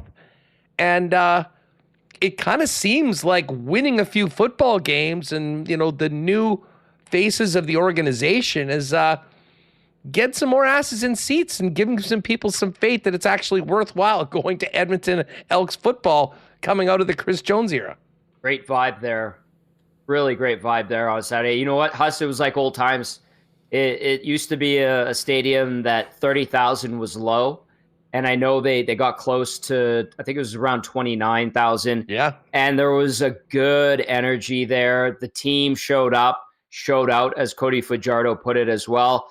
And on top of that, the cherry on top was they beat Calgary, and they beat Calgary, pretty handily. So I think we're seeing people believing in this new regime at the helm of the Elks. Larry Thompson, the Thompson family owning the team, kind of touching base with the roots and the tradition of the team more so than the last few years. And then you get Chris Morris in there and his history with the club, and Ed Hervey comes back, and Mark Killam, a good Alberta boy. Yes, he was on the Stampeders sidelines for 20 years, but there's an allegiance to him being a former Golden Bear. And then you have to win games, and they've won 4 of their last 5. They finally beat a Western Division opponent. They have some momentum going into Toronto this week. And so there is an appetite. There really is. And it shows that this team does matter in this community. I'll say this too. I'll give the Elks credit. That staff has done everything they can to make Commonwealth a fun time. The tailgate has become excellent. It's a very welcoming tailgate. People have really taken ownership of it. There's a sense of community, live band, the spirit of Edmonton, which we see at every Grey Cup, is kind of heading up the charge when it comes to organizing the tailgate. So there's been a bunch of positive steps that have created some momentum. And then the key, like you mentioned, is winning football. And we're seeing a little bit of that. And it's kind of reassuring to see that this team, the Green and Gold, does matter in this community. And hopefully they continue, man, because it was so desolate for the last 5-6 years. It just left a bad taste in your mouth. And so they opened up the second deck on the east side. That was nice to see. Let's see if this continues, because that franchise needs a nice jolt in the arm, and it seems to be getting one. I had to laugh. MC Stormy, finally the fans return. Chris Jones is like our Joe Mack. and it took a couple years to completely fumigate the organization, the stadium, and everything of the waft of the Joe Mack era here. And it's taken a little bit, but it's going in the right direction. And Cody Fajardo, obviously, a big part of that. Going to be a white knuckle ride for the final 6 weeks of the Canadian Football League regular season. Tom, if only the Elks were the only concern of Edmonton sport fans right now. What are your daily conversations like with Edmonton Oiler fans, and where would you say the freak out meter is, knowing that Connor McDavid still has 1 year left on his contract and doesn't seem to be imminent that he's going to be putting pen to paper? Yeah, there's a lot of ambiguity there, isn't there? The freak out meter continues to rise on a consistent pace right now. I think the closer things get to camp, we're about 8 days out from veterans reporting, the more people start to get worried. Speaking of the tailgate, I'm walking through the tailgate on my way to the stadium the other day. A couple people asking about the team and the game that afternoon. A lot of them saying, Tom, when's Connor going to sign? When's Connor? He's going to sign, right? I understand where this comes from. They want this thing to be signed, sealed, delivered. They think it's simple. Like, he wants to stay here. The team wants him. Cates has the money to pay him. Bada bing, bada boom, away we go. McDavid's, availabilities the last couple of weeks haven't reassured everyone of that. People read into every single line that's spoken from Connor's mouth. They read between the lines. They assume. The other thing that's happening, Huss, is other fan bases are pestering Oilers fans. And as you know, like many Canadian markets, Oilers fans, some of them will take the bait and they'll engage and they'll go off the deep end. And that has happened a little bit. Now, in my opinion, I think, progress is probably being made. It sounds like both sides are talking. I think they have a general understanding of what they want from one another. I know Connor dictates all of this, and rightly so. He's the best player in the world.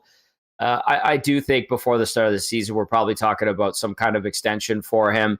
But until that's done and the ink's on the paper and drying out, this is going to continue. And I'll say this. I said it today, and I had to remind people. I mentioned this a few weeks ago on Edmonton Sports Talk. Like, talking to some people out east, McDavid is trying to get guys to come to Edmonton. He's selling Edmonton as a team and a city to come play for. If he's not planning on sticking around, then why the hell would he be doing that, right? If you're on the ice in an informal skate or doing some on ice training with other NHL players, and they're asking you about Edmonton because their contracts are up soon, go, yeah, man, like I think you'd be a good fit in Edmonton. We got this, we got that. We're a contender, and by all accounts, that's something that he was doing in the offseason. So if he wasn't planning on sticking around, I don't think he's telling people, I think, you might be good for Edmonton or selling Edmonton as a destination. So what you're saying is he's going full LeBron and acting as GM right now, with the exception of, well, you know what? As the GM, the first thing he should do is sign himself. Right. No, joking aside, though, what do you expect the deal to be? If I had to bet right now, like it'll be whatever the money is, like, and I don't really think the money is as important to Connor as it is all of the other agents and the NHLPA that he's the best. I mean, if he takes $2 or $3 million less, what does that do to the market? Yep. So I think there's an incredible pressure on him to get a very high AAV for the sake of the rest of the players.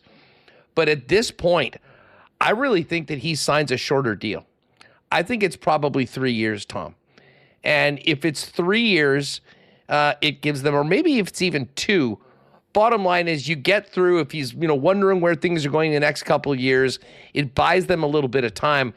And then for McDavid, when he signs his next deal after the 2 or 3 year extension, you can get that 7-year extension, which will take him into around 40, paying him that top dollar that he deserves.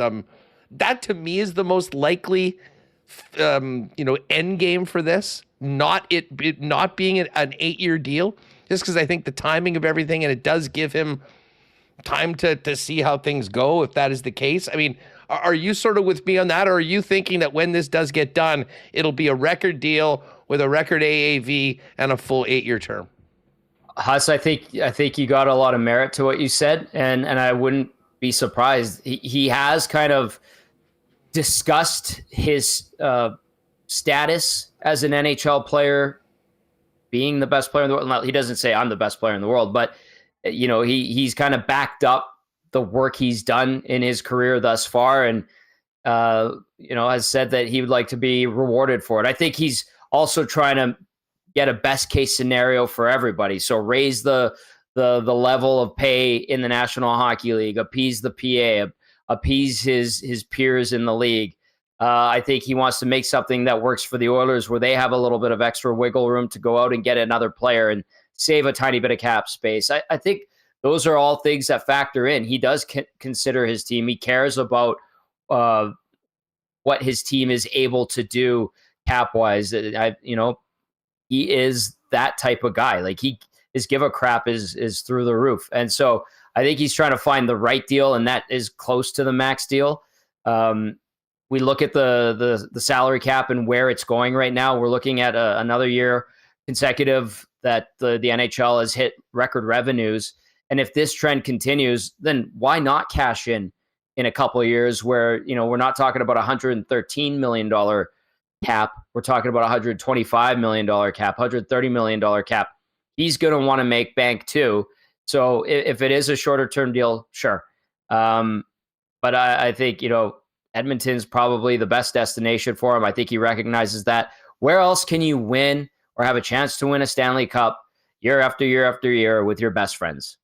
For him, it's Edmonton. Yeah, and I mean, listen, the fact that they got Dry signed to the 8-year deal is I think the hammer. Like, those guys are so close. I can't imagine. And I think if you're an Oiler fan, you got to remind yourself, he's not bailing on Leon Draisaitl after going to the Cup final. I mean, they've been so close. It is time to finish the job at some point. Now, you gave us a level-headed, Big J journo look at this. How are some of the guys that wear their hearts on their sleeve doing back at EST? Like YouTube Trev. I mean, is he sleeping right now? Well, you could send him and he's on the crazy end of the spectrum. Like, he is diehard. I mean, you're being kind to him by saying he wears his heart on his sleeve. Like, his whole essence, his whole reason of existence is orange and blue, and I admire that in him. It hasn't been beaten out of him, and he hasn't become jaded yet. And he looks exactly like Stuart Skinner when he has a mustache too. I mean, it is crazy. Dead ringer. He really does. And so I think you could go to Trev, and it does concern him. I mean, let me give you a little bit of context here. Trevor thinks that Ike Howard's going to score 30 goals for the Oilers this year. And I keep reminding people, it's like, hey, how did Rutger McGroarty do in his first 8 games in Pittsburgh? He got a one-way ticket to Wilkes-Barre Scranton. That's how well he did.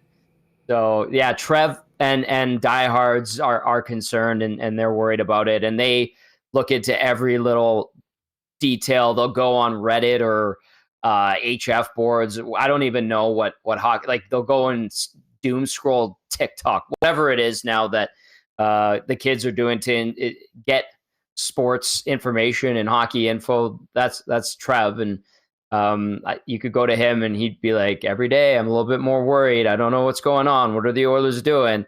And that's, I understand that you got to be around it, like us old dogs, where you recognize that it's not bada bing, bada boom, let's get this done. There's a little bit more nuance to it. It is funny that you bring up TikTok though, Tommy, because I think that you, of all people, should really dive into TikTok content, because I'm trying. While you are allegedly turning 40 in 2 weeks, I am. You can pull off 22 or 23 pretty well, and that's big in the TikTok game. So I would encourage you to focus on that area for many of your takes and content creation with the EST team. I think there's major growth there for you. Thank you, Huss. Thank you, Uncle Huss. I appreciate that. Actually, we have a couple of really good, and you guys do too, sharp young whippersnappers that are all over it, and they're helping us learn. I go on TikTok and I'm like, I really don't know how to use this. I don't get the interface. I don't know how the SEO or whatever works. And I watch puppy videos and sports videos, and then I like, what am I doing? I wasted half an hour on garbage.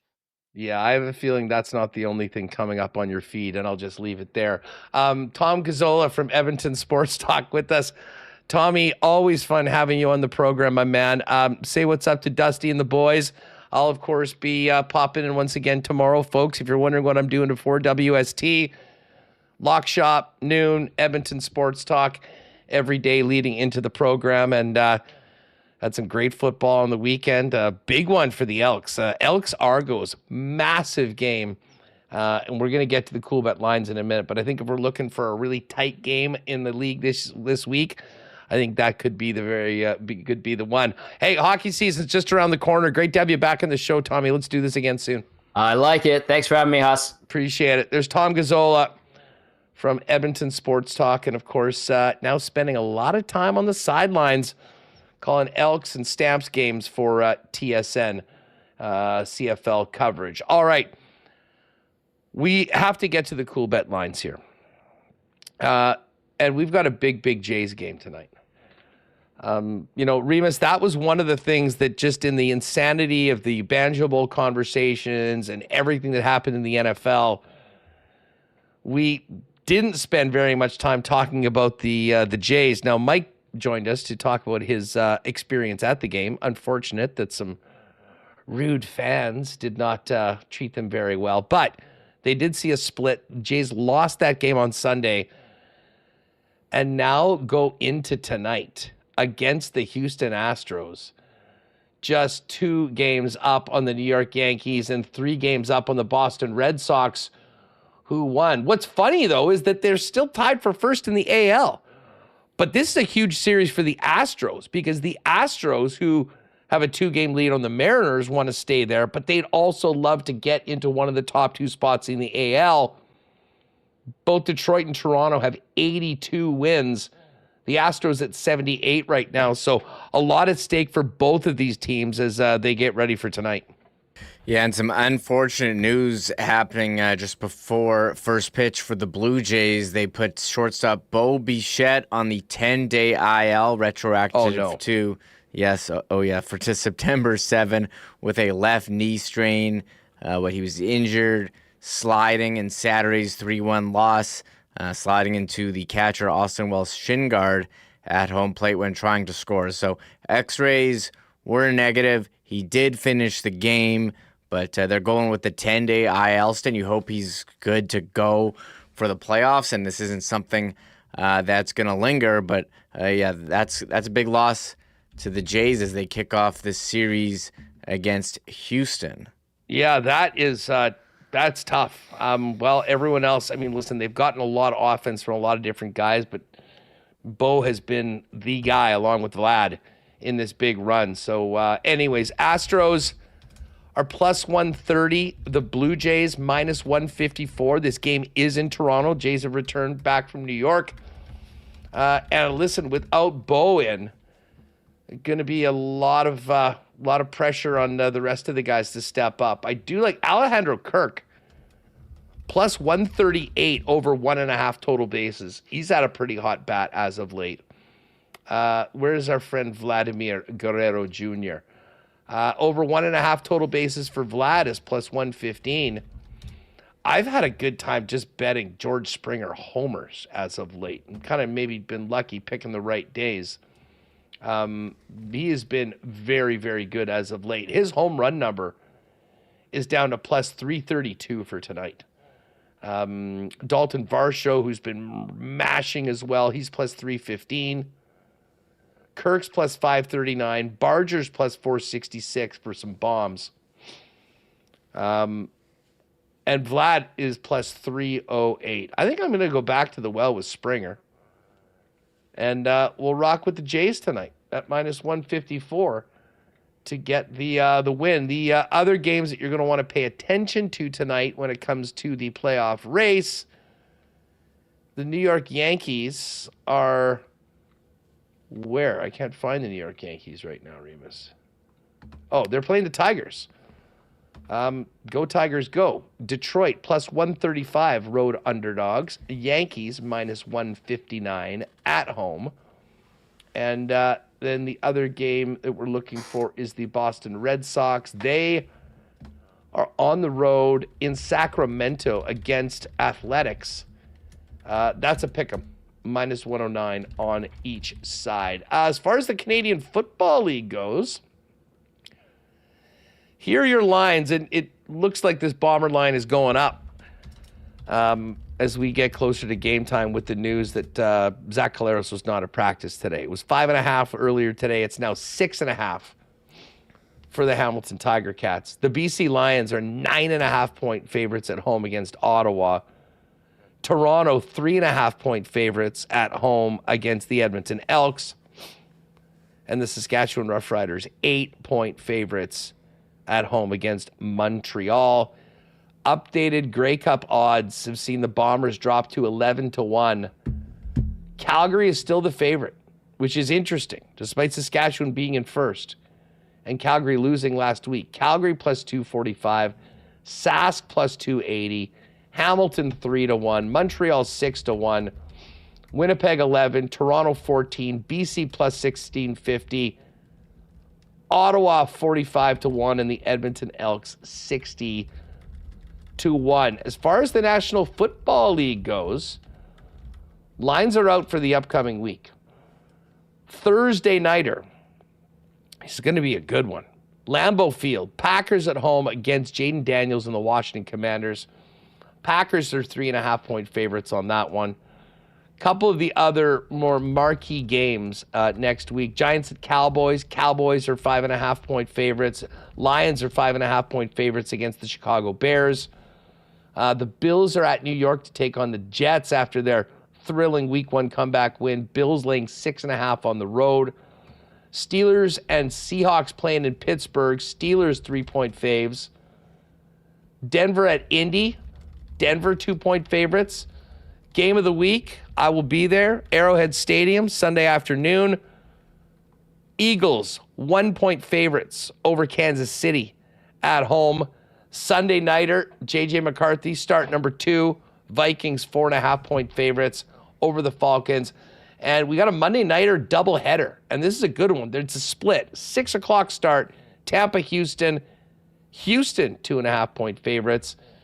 And the Chargers and the Raiders go at it in the late game. Chargers 3.5-point favorites. Now, looking at the updated NFL futures, not too much has changed. The Bills are the favorite at 6-1, followed by the Ravens at plus 650, Phillies plus 750, Packers 10-1, Chiefs have moved from 8-1 to 10-1, San Francisco at plus 1750, and then 20-1 on the Bengals, Chargers, Lions, big drop after week 1, and the Commanders. But what I did want to check out, the division numbers are up right now.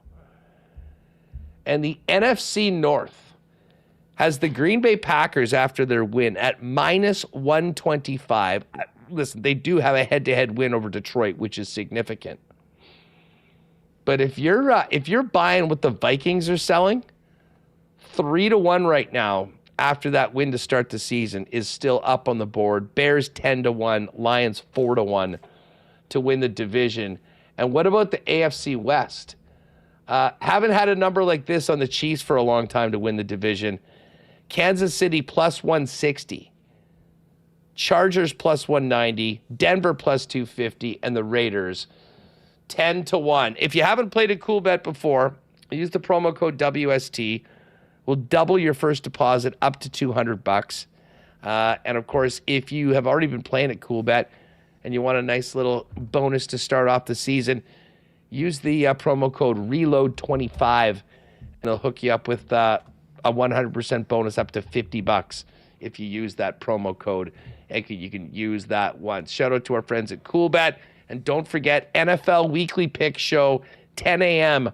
Friday morning. Myself, Jake, and Pat. Not a bad start to the season.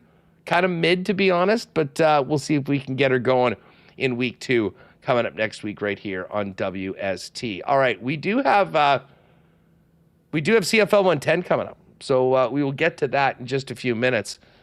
But Michael Remis, we are back at the track tonight. Coming off a big win for yours truly after I was bleeding money after a great start to the season. Yeah, I thought I was coming back on you, and I forget what day it was when you told me that you hit a winner for $1 trifecta for 100. I've felt great pain, so I thought I was going to catch you. Exact. Yeah, thanks. I thought I was going to catch you. The gap's still pretty wide, but hey, there's still time. I can still try to catch a big one here, so I'll do my best to make it close.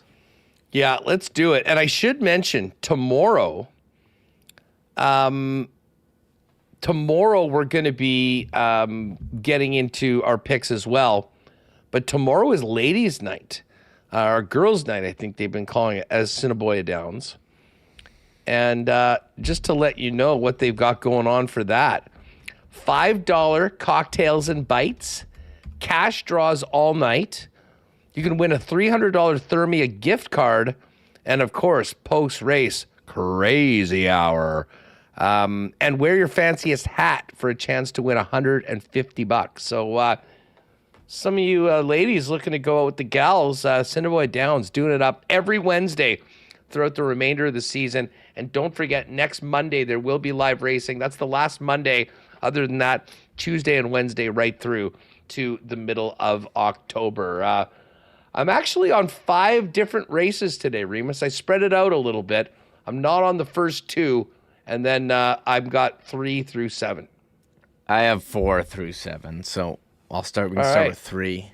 Number 3, I'm going with a $2 Exacta box on the favorite Mechanic Susie and Nickety Split. 5-7, $2 Exacta box on race number 3.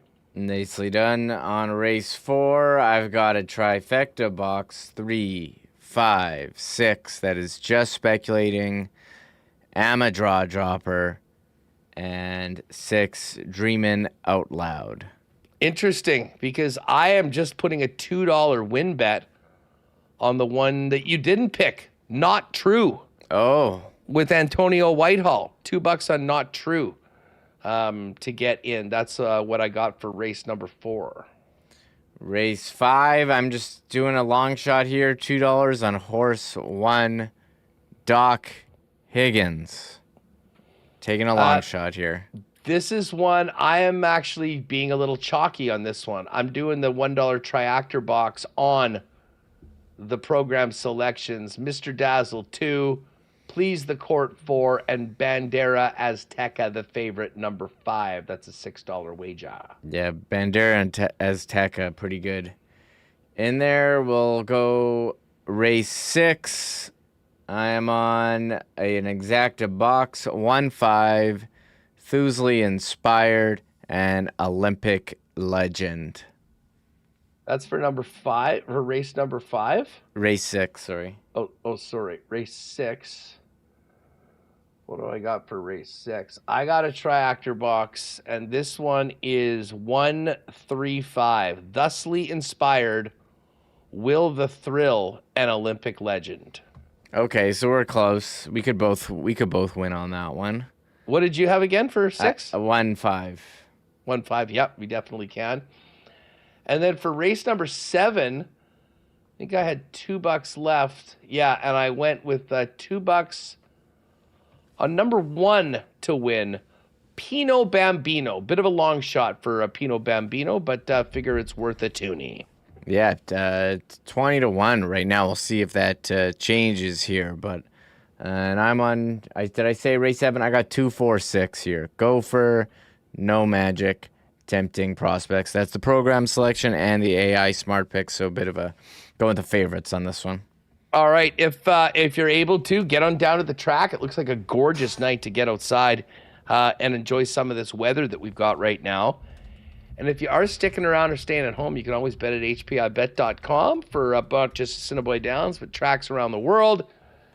And of course, all the action is streamed on AssiniboiaDowns.com with our pals Kirk and Stretch doing their thing for the people. It's amazing to see the community. Like, they kind of got on this a little after we did.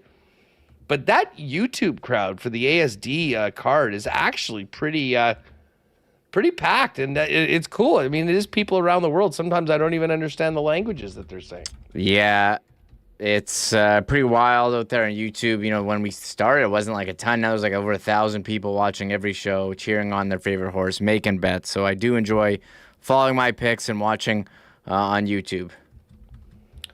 Listen, we got a couple minutes. We're going to be cranking out CFL 110 in 5 minutes. So we'll stay with you until that and move on.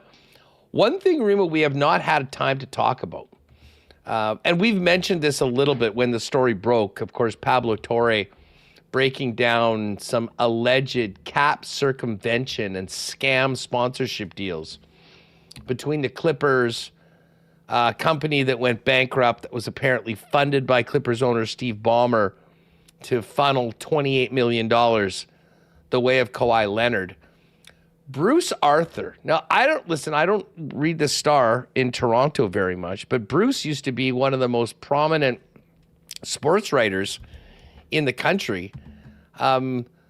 Bruce, I think kind of since the pandemic has maybe been dealing more along political lines and those sort of things, but he's still got his hand in the sports game, and he's got a Star exclusive talking about what Kawhi Leonard's camp was wanting from the Raptors. And the list is absolutely nuts, dude. To summarize, Kawhi's camp demanded from the Raptors in the free agency race, A, they had to trade for Paul George. Also, an extra $10 million in sponsorship income, bluntly saying, quote, "We don't want to do anything." Partial ownership of the Toronto Maple Leafs, and ownership stakes in other companies affiliated with MLSE. I guess I understand now why Larry Tannenbaum finally had to say, we just can't do that. Apparently Steve Ballmer could do something similar. Yeah, ownership in the Maple Leafs, they probably laughed at him for that. Like, hey, Kawhi, we know you're pretty good at basketball, but any percentage for him to play there a couple years seems pretty ridiculous.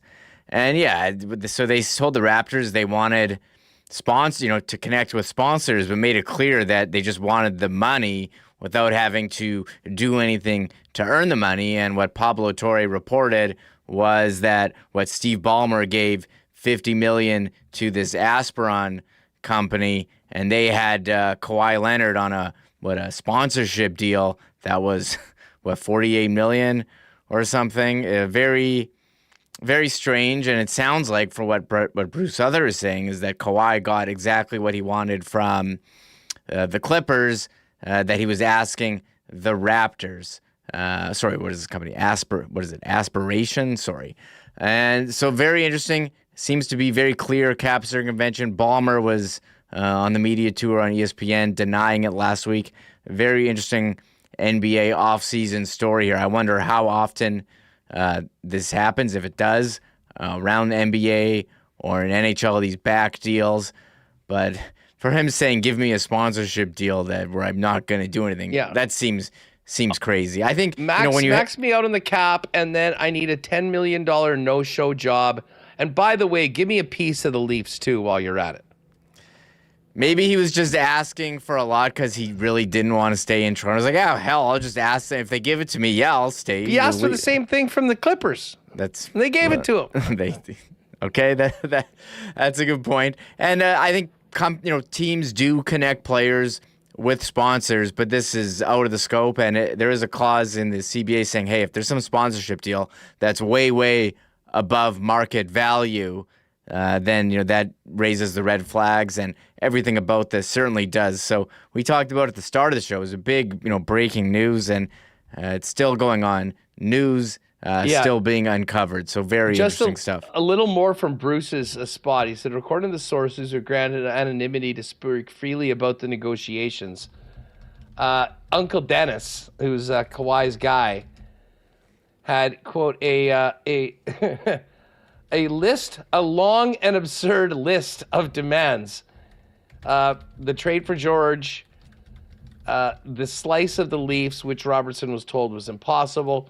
But this is from Bruce. 2 details stand out in retrospect. 1, Robertson asked for ownership stakes in outside companies, not just the Leafs, but other companies with whom MLSE had a relationship with. And 2, the Raptors were told they needed to match at least $10 million per year in extra sponsorship income. Teams are allowed to introduce players to team sponsors. Teams cannot negotiate deals, and MLSE was aware of the fact. And then there was plenty of companies that said they would be happy to have Leonard as a pitchman, but as Camp said, we don't want to do anything. This is wild. Anyways, we'll stay on top of this as the offseason turns in the NBA. Never a dull moment. That is going to do it for us today. Don't forget, great to have HSC Millionaire Lottery on board. Go to hscmillionaire.com. Get in for those early grand prize draws and the early bird draws as well. But don't go anywhere, because CFL 110 is coming up next. Thanks to Tom Gazzola, Darrin Bauming, Mike McIntyre, Paul LaPolice, Connor Rabchak, who joined us all on today's show. Much more on the Bombers and Jets tomorrow on a big Wednesday episode, and the return of our good friend Murata Tesh tomorrow as well. So stick around. Don't go anywhere if you're with us on YouTube. CFL is next. Thanks again to our sponsors and all of you for hanging out. And stick around for myself and Jeff Hamilton with the latest on the Canadian Football League. Oh, my God! Oh! Shut it down! Let's go home! Thanks for tuning in to Winnipeg Sports Talk Daily. Make sure to subscribe on YouTube and your favorite podcast feed at winnipegsportstalk.com.